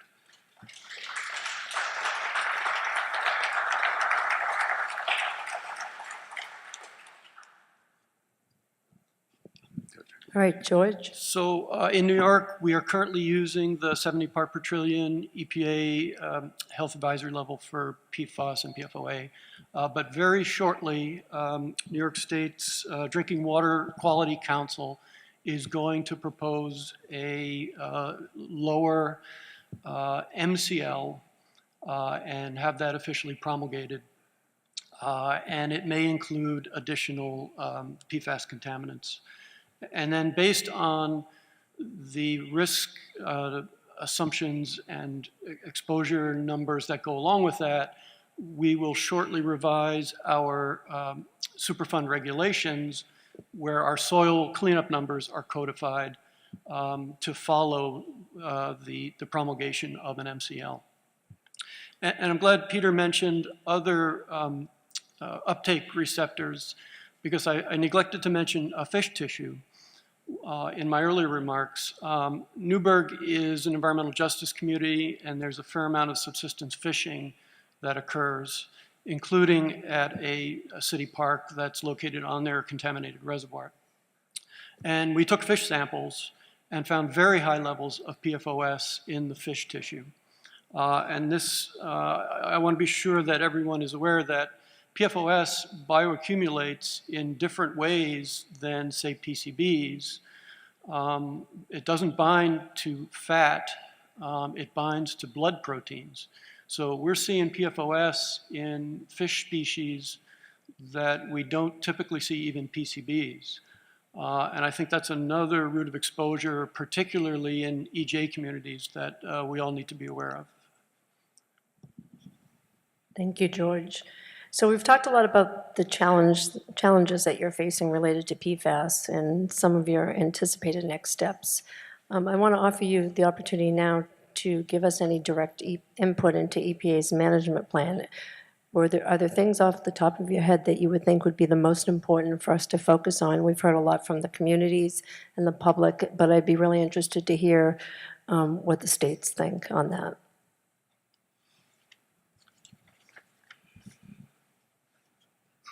I guess I would be remiss in not saying that we are going to need resources to deal with this. It's something that we need to look at as part of our performance agreements that we have between EPA. I think some standardization of and work and trying to figure out a common number that we can agree to that's safe, that meets all of the concerns that have been brought up. I think everybody had a very legitimate reason for establishing their numbers the way they did, and we need to address that. So just organizing a group, keeping this going, keeping this dialogue going would be helpful. Quicker development of the MCO. I guess that would be about where we would be looking for help right now. And we continue to appreciate the help that you supply for the capacity with lab analysis. That has been crucial for us, and I think that's true around the country, for that matter. Thank you. Gary? Yeah, I think heard both Peter Grevalt this morning as well as Megan go through a list of the challenges coming from the summit, as well as what they've heard in meetings like this, and I think it captures most of them. Certainly, we have risk assessment and risk communication challenges, the lack of established toxicity values for a whole range of PFAS constituents. We need to come up with a way to deal with them more broadly. Analytical methods, we need to establish, have standardized analytical methods for not just drinking water, but for the other media. Lab capacity continues to be an issue, and I think there's going to be a common theme. And while it may be outside the EPA management plan, one of the challenges we continue to face and we're spending time on is as we try to work with communities to address PFAS contamination. For better or worse, as Peter mentioned, the Department of Defense has been doing investigations and looking for it, and they found it. And we're dealing with, as I mentioned, the 3 installations in Massachusetts. And to give credit, Joint Base Cape Cod, there's been a lot of work done. There's an ongoing, since 2014, the military has been doing a remedial investigation looking at emerging contaminants, including PFAS and PFOA. Off base, they've monitored groundwater monitoring wells, private wells, public water supply wells, and have taken mitigation actions, providing bottled water, hooking up homes to treatment systems, including a mobile trailer home that was impacted. So there's been a lot of good work there.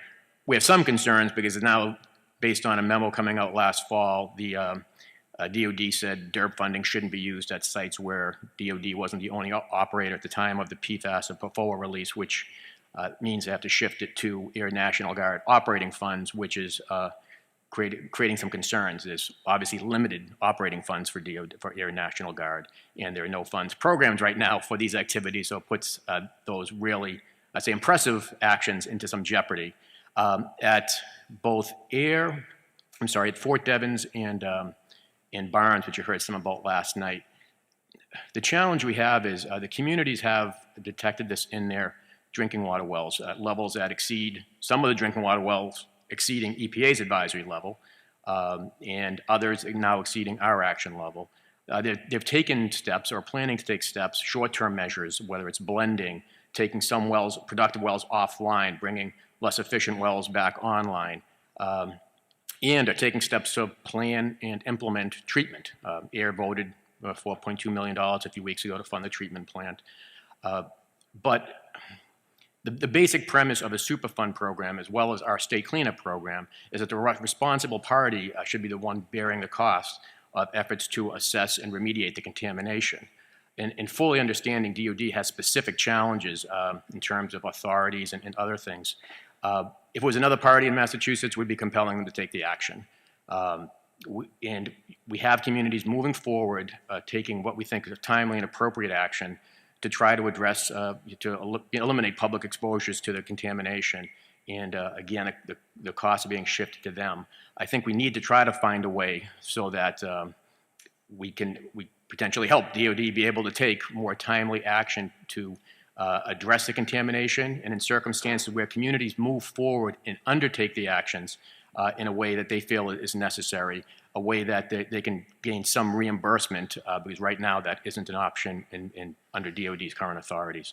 So it's a real challenge as we work with communities. We're trying to move forward quickly, and you know, they have to do it on their own, or we're stepping in, as in Westfield, we're the ones going out doing the private well sampling, providing the bottled water and treatment systems. So I think that's something we really have to find a way to deal with going forward. Thank you. Melanie? In the state of Maine, our list of hazardous substances cross-references EPA's, and so we would greatly appreciate EPA designating these compounds as a hazardous substance in order for us to have access to the kind of authorities that we would traditionally have on cleanup sites.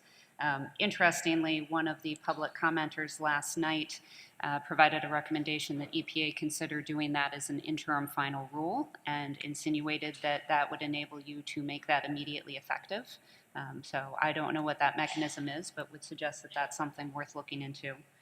I don't think that I've heard it emphasized quite as much here today as we've been talking about it in Maine. But these compounds are creating a real potential waste management dilemma for us.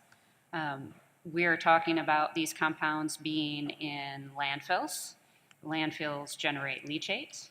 Leachate goes to wastewater treatment plants. We're talking about these compounds being in the fluids that are already going to wastewater treatment plants from other sources. And then those compounds are in sludges. A lot of sludge and septage that has to go someplace. Where's it going to go? It's going to go to our landfills, and then it's going to super concentrate those compounds, and we're going to have a super concentrated loop. We've talked about these materials going to incineration, which we believe will be effective. It might create a lot more public confidence if EPA was able to do some additional emissions testing and was able to demonstrate that that was going to be an effective way of destroying these compounds, and that would give us a great outlet that everyone could be confident in as a way to destroy these compounds and get them out of our environment. We've also talked about private wells, and that traditionally we all deal with and regulate public wells.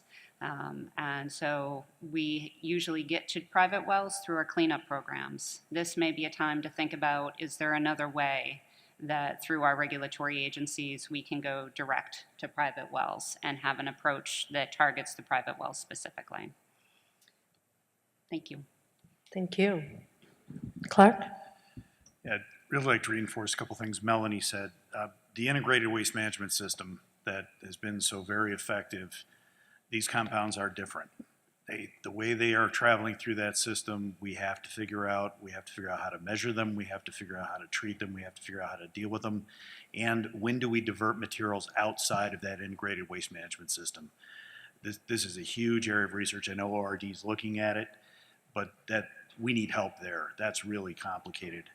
Similarly, private wells. I know in our impacted area, once we made it a groundwater quality standard and it was legally enforceable, we've been able to get 600 homes onto public water with responsible parties. We need that same kind of capability in other areas. And one of them that we're looking at is because of House Bill 1101, which will hopefully be signed, we will be regulating air levels as to how they impact groundwater. And in particular, we're seeing that is in private wells. Right now, we don't know what level of air emissions to set to forecast what their groundwater impact will be in a compound that doesn't break down over decades. That's going to need some real help. The other one is surface water standards. You heard some discussion about fish, swimming, recreational contact. We have tidal waters that are salt waters. We have fully embayed fresh waters that can get quite warm. And then we've got cold water fishery running streams. And so the surface water standards is a very complex and challenging problem, and some assistance in figuring out how we wrap our arms around what is a good surface water standard to provide full safety across the range of activities we do in our surface waters in those differing waters is a real challenge. Thank you. Nick? So just to So just to reinforce some of the points that have already been made, we're kind of in the same boat where as Maine, where our remediation regulations also cite the hazardous substance, the federal hazardous substance list. So any change to that would help give us an immediate way to perhaps develop some standards more easily. But the one thing I don't think I've heard yet, but we've been struggling with this in Rhode Island on a number of sites, is due to the uncertainty of PFAS as emergent contaminant, how it's affected some other remediations where PFAS has been detected, where it might not have been the primary contaminant concern in the past. Probably the best illustration of this is we have several large-scale petroleum cleanups in the state, which many of them were pretty far along with approved work plans, essentially ready to proceed, and right around the time when PFAS was kind of getting big, some sampling was done, they found it, and all these cleanups have kind of come to a screeching halt. There's a lot of uncertainty with, I think specifically, how different remediation technologies could potentially mobilize or exacerbate existing conditions, specifically through precursor transformation. And it just feels like oftentimes we keep finding ourselves waiting for the science to catch up. And there's probably not an easy answer to this, but it's something that we've been struggling with on a number of our sites. And especially when you're talking about the potential responsible parties, there's a lot of kind of reluctance to move forward, just given the nature of these compounds and the potential impacts that beneficial cleanup for one substance might make this PFAS issue even worse in some instances. Okay, thank you. Peter? Great, thanks. I could echo all day everything that our partners have been saying. The response is multifaceted. It goes from detecting to getting into the remediation technology. How do we move forward with projects and all of the implications therein? But I would implore the EPA, and I think that they recognize this, to think about this proactively. We need to think about. So yes, we have ongoing response that we will need to continue to do. But one of the tools that we haven't really talked about today is TSCA, and whether or not there's an opportunity to bring that to bear to prevent some future contamination. We simply don't know much about the modern chemistry and what it means. And I'd like to think that we're not making the problem worse for future generations. So I'd like that to be factored in. I know it's a huge part of that. I think the other piece is, if we continue to think about this PFAS compound by PFAS compound, we'll never get there. We will spend thousands of years trying to figure this out. We've got to come up with a way to think about it as a class. I was appreciative of the National Institutes of Environmental Health Sciences thought at the National PFAS Summit, where they discussed the idea of testing for organofluorines, which don't exist in nature, but do exist in PFAS compounds. That sort of screening methodology could help us understand where to look and maybe eventually set a standard based on that test result. Those are the sorts of creative solutions that we need to explore if we're gonna get ahead of this. Otherwise, we're gonna be talking about PFOA, and then we're going, oh, what's PFOS? You made a typo there. That should have been an A, not an S. And then we'll move on to the next ones. And we're all going to be caught in that chain, and our resources would be better spent responding to the existing issues on the ground and making sure that people are safe. And we need to get ahead of these in order to be able to do that. Thank you. George? So as the gentleman from Bennington mentioned last night, New York State announced its intention to sue the manufacturers of AFFF. And in large part, that was based on the state's declaration of PFOS as a hazardous substance in New York. And I think in order to open this venue up for other communities, making it a CERCLA hazardous waste would be very important. We're spending tens of millions of dollars on putting treatment in Newburgh and in other municipalities, and the money that is at stake here is going to be enormous. In terms of challenges, one of the things we've seen is with blood testing. We've sampled, a few thousand people's blood between Hoosick Falls and Newburgh. And the guidance for physicians is really lacking. And I think maybe that's not for EPA as much as for ATSDR. We tell people, blood testing is not a panacea. All it's going to tell you is where you are in relation to national averages, but you should go see your physician to talk about what these results mean. And the physicians often have no idea what to make of the results. And in an environmental justice community, people don't go to physicians, they go to clinics. And the clinicians have even less knowledge and experience about what these results mean. So I think it's important to do some education to the practitioners out there that when these results come back in, what they can counsel their patients for. Thank you. So I would like to thank our panel. I know we're just about at time, or a little over. I guess they're going to yell at me for time. But I want to thank them for their thoughts, their insights, for sharing the activities and their approaches and the needs moving forward. I think it's been very valuable to have a dialogue across the states in New England, because it is an initiative that we all need to work on together, continue to work on together, and to hopefully move forward. And we know that the administrator is committed to the 4 actions that are on the board, and there are many more actions going on at EPA, and we will follow up on your recommendations. Thank you so much. We are going to take a break until 10:30, so we will welcome you back at 10:30. Thank you. Thank you.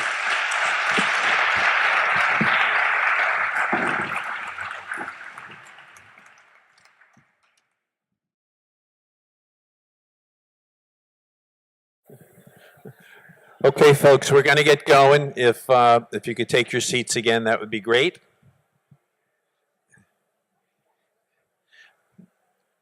So this is going to be the last panel before lunchtime, and lunch will be an hour and a half, so there'll be plenty more time for conversation and networking. And as you can see, we have a number of the community representatives who spoke yesterday at the front table.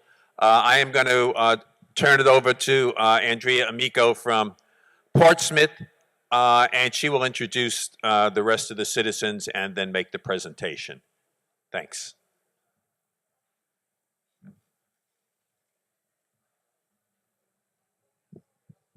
Good morning, everybody. My name is Andrea Amico. I'm a Portsmouth resident. I'm also a co-founder of Testing for Peas.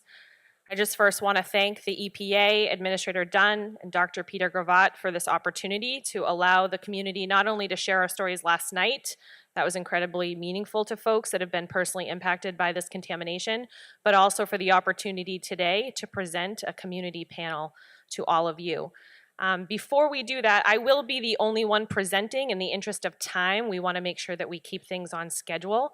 But I would like to take a moment to just introduce everybody that's here at the table. When I speak today, I'm not speaking just as a PEAS representative. I'm speaking as the collective voice of all the communities in New England and the challenges that we're facing and the recommendations that we have to the EPA for their PFAS management plan. So I first just want to introduce my fellow community leaders. We have David Bond from Bennington, Vermont. We have Laureen Allen from Merrimack, New Hampshire. Michelle Dalton, she's a PEAS community member. She lives in Durham. We next have Lindsay Carmichael. She's also a PEAS community member and a Portsmouth resident. Next, we have Jillian Lane. She's from Greenland, New Hampshire. After that, we have Elena Davis, a PEAS community member from Dover, New Hampshire. Next is Kristen Mello from Westfield, Massachusetts. And on the end, we have Sue Phelan and Steve Seymour, and they are from Cape Cod, Massachusetts. So thank you again for this opportunity, and we'll go ahead and get started. So this is our community panel. There's a picture. You're going to notice a lot of pictures throughout my slides. The information today is going to be a little bit more black and white, a little bit more direct, but we really tried to put in a lot of pictures of the work that our communities have been doing to continue to personalize our stories.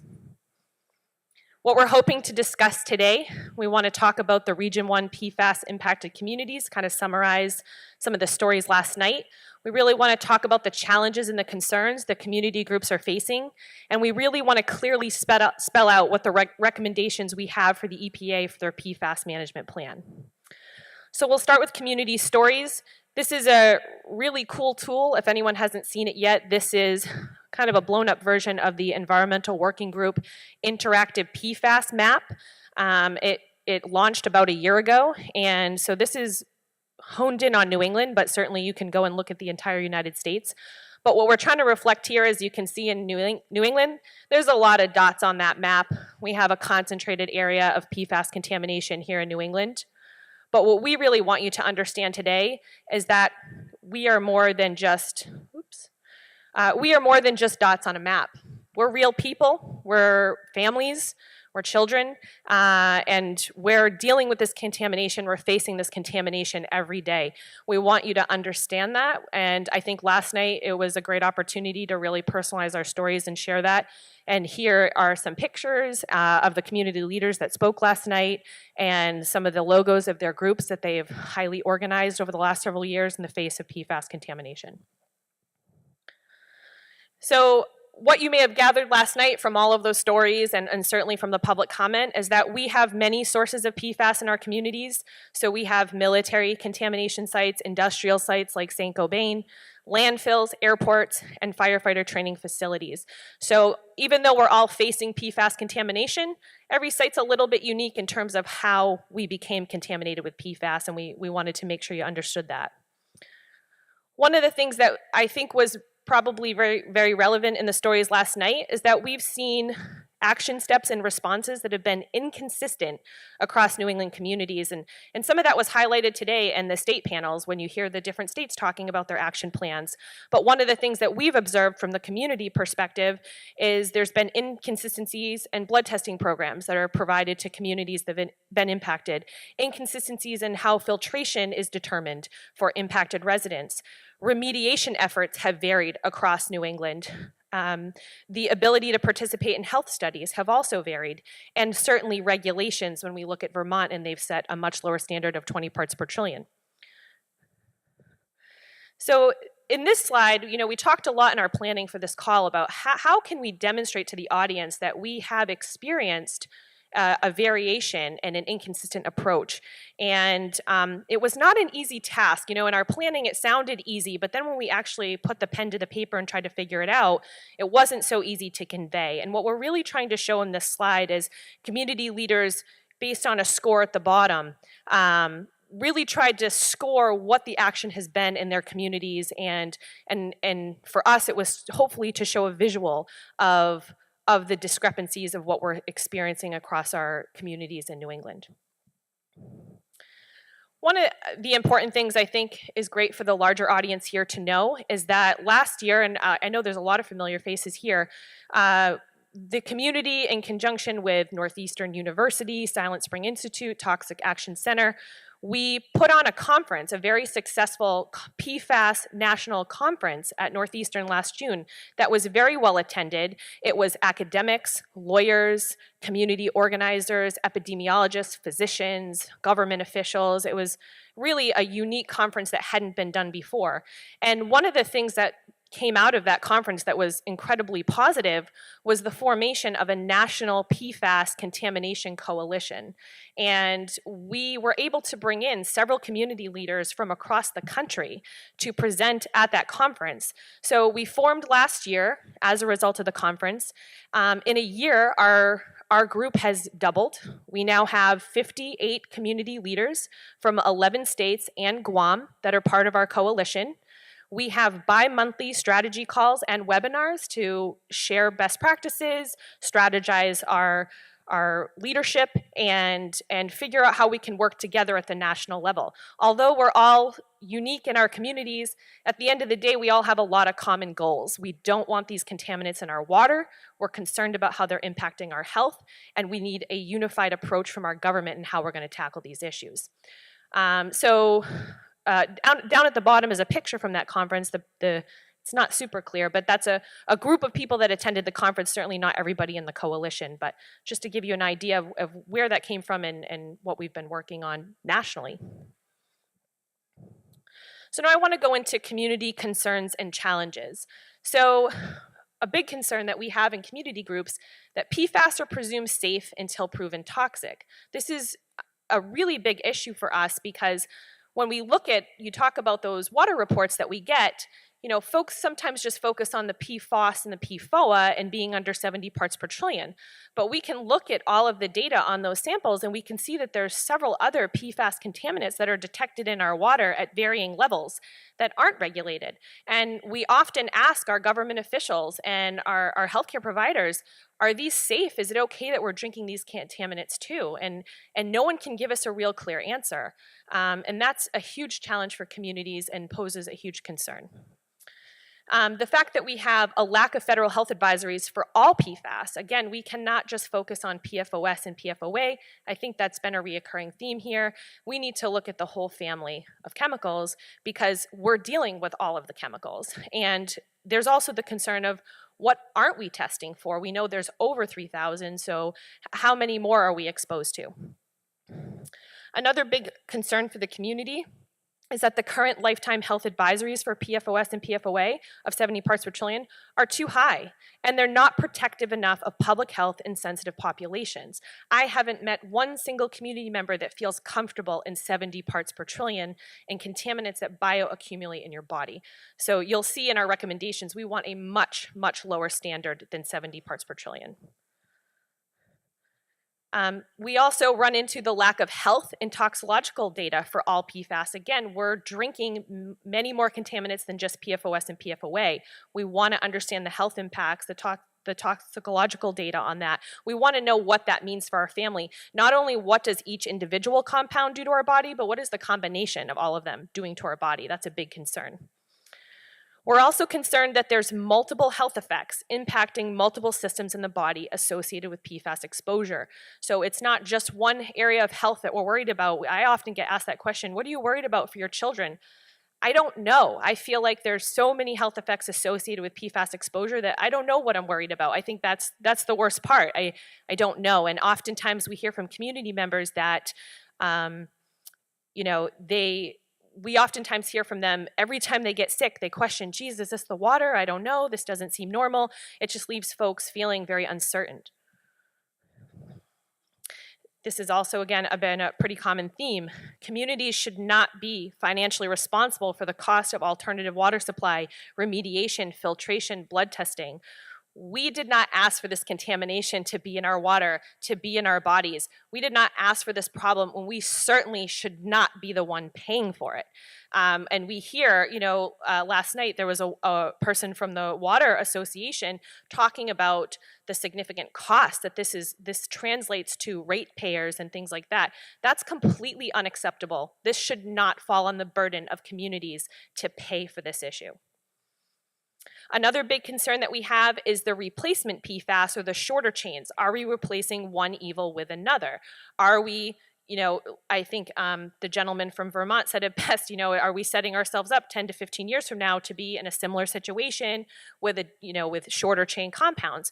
So we are very concerned not only about the long chains, but the short chains and all of the replacements that are out there as well. One of the challenges that we see in our community is limited labs are capable of standardized testing of water and blood. So that means testing is not easily accessible. It's time consuming and it's really expensive. So for those community members that don't have access to a blood testing program, it's extremely challenging for them to even figure out how to obtain blood testing, number one, and coordinate through their healthcare provider who doesn't know how to order something like that. But then there's the cost associated with it. You know, we've seen estimates of somewhere around $1,000 for a blood test. Most community members can't afford something like that, and nor should we have to.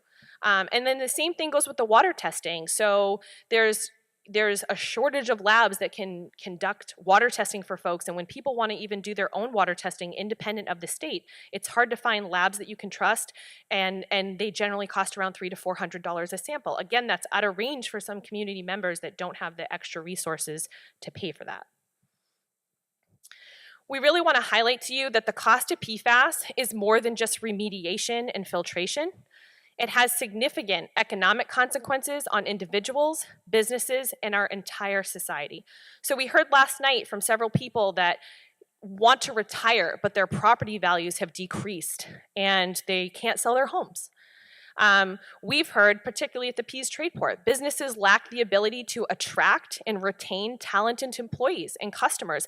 My children attended a daycare at Pease. They had families unenroll their children after the PFAS contamination. They still, to this day, have families that don't want to enroll their children in their daycare because they still question the quality of the water. That's just one example of how businesses can be impacted, and it affects us economically in other ways. Another important fact to think about is chronic illness, and that reduces employee attendance and productivity, and it drives up healthcare costs. When we think about chronic illness as a result of PFAS exposure from the community perspective, we're seeing loss of work and wages, loss of happiness, loss of productivity, and in some cases, loss of life. These are significant losses community members are facing, more than just in the scope of financial burdens. Some of the additional expenses related to PFAS exposure that community members are having to absorb right now is medical bills related to chronic illnesses. They're purchasing their own bottled water. They're not comfortable with the water that's being supplied. They're purchasing their own home filtration systems, which are extremely expensive, and not only to put them in, but then to also maintain them. Diagnostic testing and community organizing and operating costs. So I know all these folks here, where not only are we giving the cost of our own dollars to organize and figure out how to tackle this problem, we're giving our time, our time that could be spent with family and could be spent enjoying leisure activities and hobbies, and we're sacrificing a significant amount of time. This isn't our job, but it has become a full-time job for most of the people sitting on this stage today. A big challenge that we face is that we're often not seen as stakeholders that deserve a seat at the table for critical decisions.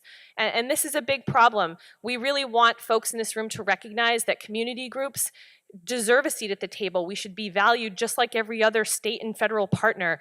We are the people facing this contamination every day, and if you're going to come up with solutions, you absolutely need to include us. What we've seen is that when you include community members in your plan and in your process, the community buys in more. It creates more trust. And when you don't, it creates a mistrustful environment, an us versus them mentality, which is completely ineffective. We also see that at times there's lack of transparency from government agencies. So the ATSDR tox profile is a perfect example of that. You know, it broke in the media that report was being withheld. It wasn't clear by what agency. We knew it had been ready since January, but no one could quite tell us when it was going to be released. Again, going back to that trust, it doesn't foster good feelings from the community members when it feels like our government is holding things back from us, especially critical information that can impact public health and impact a huge issue that we're all facing. So transparency is huge. We've also seen inconsistent responses to contamination at local, state, and federal level. And the state panel that we just had not that long ago really did help to highlight that. We're seeing the states take different approaches. And from community members, from our perspective, that's confusing at times and unsettling and leaves us questioning, well, why does one state seem to be more aggressive than the other? And why is this state putting 5 compounds under the 70 parts per trillion, but other people aren't? So it's just really, it's a challenge for us, and where we're all talking together, we're all networking together, we're sharing all this information among our groups, so we're aware of it, and we need a more consistent response across the board. The other challenges that we're seeing is lack of funding. So because the states aren't given the funding that they need, or the municipalities, that is causing roadblocks in research, remediation, it's delaying decisions for public safety. That's a huge problem. So we certainly need more resources at a federal level allocated to how to tackle this issue. Something else we face at the community level is that the data is super technical and not easily understood. I think we all have tried really hard to understand the chemistry and the remediation and the health effects and the epidemiological studies. It's a lot to take in. Some of us are more educated than others, so it can be a challenge. Keep that in mind as you communicate with us, but also understand that just because it's technical Don't assume that we don't want to know it or we won't understand. Work with us to understand it. We also see inconsistent messaging from government agencies regarding health effects, blood testing, and medical monitoring that downplay risks. This has been a big challenge as well when we see credible science being undermined and being told that health studies may not be validated because they're part of a lawsuit or whatnot. We need to be honest about what we know and honest about what we don't know and have more consistent messaging to community members. Lastly, we've observed it's been difficult to streamline communication between multiple agencies and the community. One of the things I quickly learned in my advocacy is that government agencies seem to work in silos.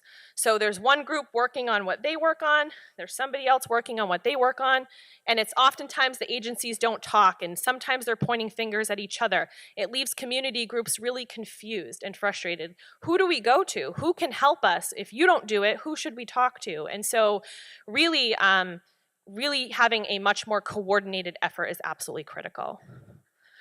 In the face of unregulated contaminants, we also have a concern that communities continue to be exposed. Again, we talk about the multiple PFAS that is found in our drinking water. It's not just PFOS and PFOA, and that in the absence of regulations, we continue our exposure, which is a significant concern. What do we worry about as impacted community members? We worry about a lot of things. Adverse health effects, the safety and quality of our water and our air, lost property value, chronic health issues, financial burden, how to monitor our health, lack of accessible labs, lack of government guidance, and lack of accountability from responsible parties. So what do we recommend of the EPA? We want to see the EPA establish an MCL of 1 part per trillion for all PFAS.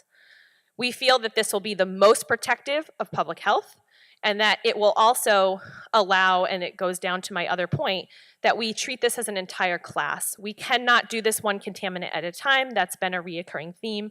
We don't have time to wait.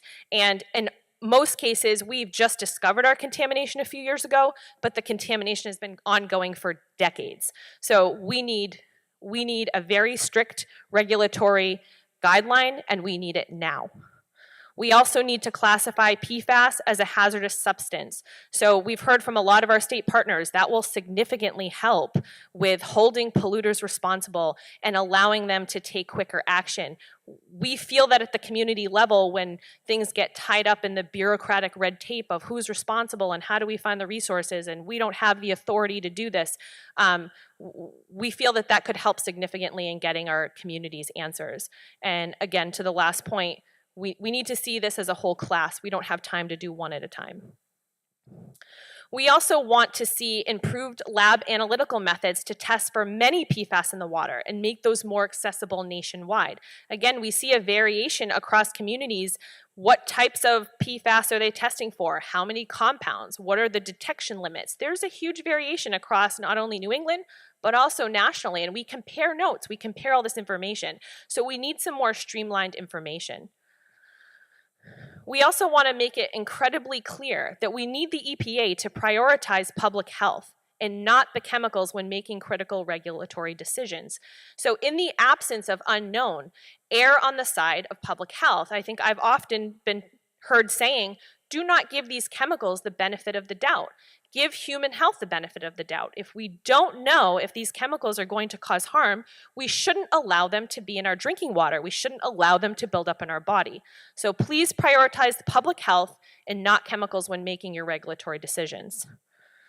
We also want to stress the need for an improved response time on taking meaningful action.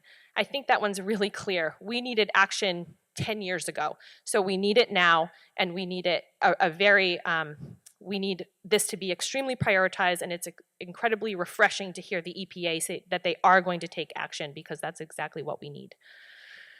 We want the EPA to know to please value community members as critical stakeholders by including us in meetings and asking for input on important decisions, just like you're doing today and just like you did last night. That's exactly what we need. We need the platform to be heard. We need to be seen as a critical stakeholder. And I know this quote seems a little cliche, nothing about us without us, but it incredibly resonates with all of us here and all the community members across the nation. You can't make decisions about the people facing this issue without the people facing this issue. You could put a lot of energy and resources into fixing a problem and present it back to the people, and it could not work for us, and that would be completely ineffective. Again, remember that community buy-in, include us, value our input. We are team players. We are here to be part of the solution. Provide more funding to states to allow for more testing and community response. That's huge. The states are really bearing a huge financial burden in sampling and providing bottled water and filtration, especially in the absence of holding polluters responsible. So our states need more resources so they can tackle this issue in a widespread way. This one I stated last night in my personal comment, and I can't stress it enough. Do not give in to industry and political pressure when making important decisions that impact public health. You know, I think it's important to recognize that as impacted community members, we can't even begin to compete with the resources and the legal team and the billion-dollar budgets that industry has, that DOD has. We need our government to look out for us. We need you to prioritize our health and public health over the influence of industry and DOD as you move forward with this plan.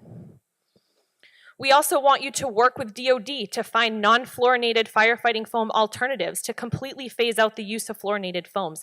This is a big concern. We hear about the DOD and not using AFFF anymore, but they are still using fluorinated foams with short-chain PFAS. This continues to raise the concern, are we replacing one evil with another? And we absolutely need to pay more attention to that. We've seen other countries doing this as well. Do not allow the introduction of any new PFAS into production due to the large number already in production and in our environment with limited data. I know that's been touched upon here as well, both last night and today. We have over 3,000, and in some cases I've heard over 4,000 PFAS compounds on the market right now in our environment, and we don't have a good handle on those. So we really feel strongly that we should pump the brakes on this. We shouldn't allow any more PFAS to be introduced until we can get a good handle on what we have. Another thought is to consider perhaps another round of UCMR testing that includes more communities and, you know, not just those serving 10,000, and also a greater number of PFAS to test for with lower detection limits. There's been some concern that the first UCMR did not capture all of the communities facing this contamination. So is it worth the EPA considering another round that broadens the scope a little bit so we can really dive in and take a deeper look at some of these communities? And lastly, we just want you to be honest and fully transparent in all the action steps taken to address PFAS contamination. We understand you don't have all the answers. We understand that. But let us know what you know, let us know what you don't know, and let's talk about a plan about how we're going to figure this out together. So in conclusion, I just want to say that communities, we need a consistent and coordinated action plan from federal agencies to address PFAS contamination. And that involves multiple agencies working together and involving the communities and how to come up with solutions for this. We want you to know that we are used to dealing with uncertain information. Be honest about what you know and what you don't know. That will help strengthen community trust. And lastly, our plea to the EPA is to please take the leadership role that is yours and manage this huge public health crisis facing our nation. Take action now, like you've promised. You know, you're really stepping up to the plate. You're making some really strong commitments for action. We're here to work with you. We're here to be by your side and be part of those solutions. But we're also here, if you don't take that action, we're going to hold you accountable because we need you more than ever. So I just want to thank you very much for listening. I want to thank the EPA for this opportunity, not only for last night, also today. And I also want to thank everybody in this room that cares about this issue and is here to try and better understand it and better understand how you can actually help the people that are dealing with this contamination. So thank you very much.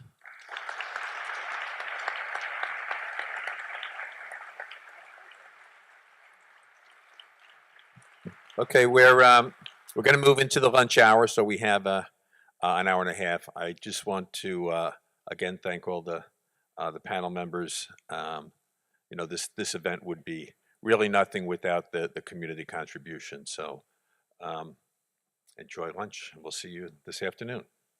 Thanks.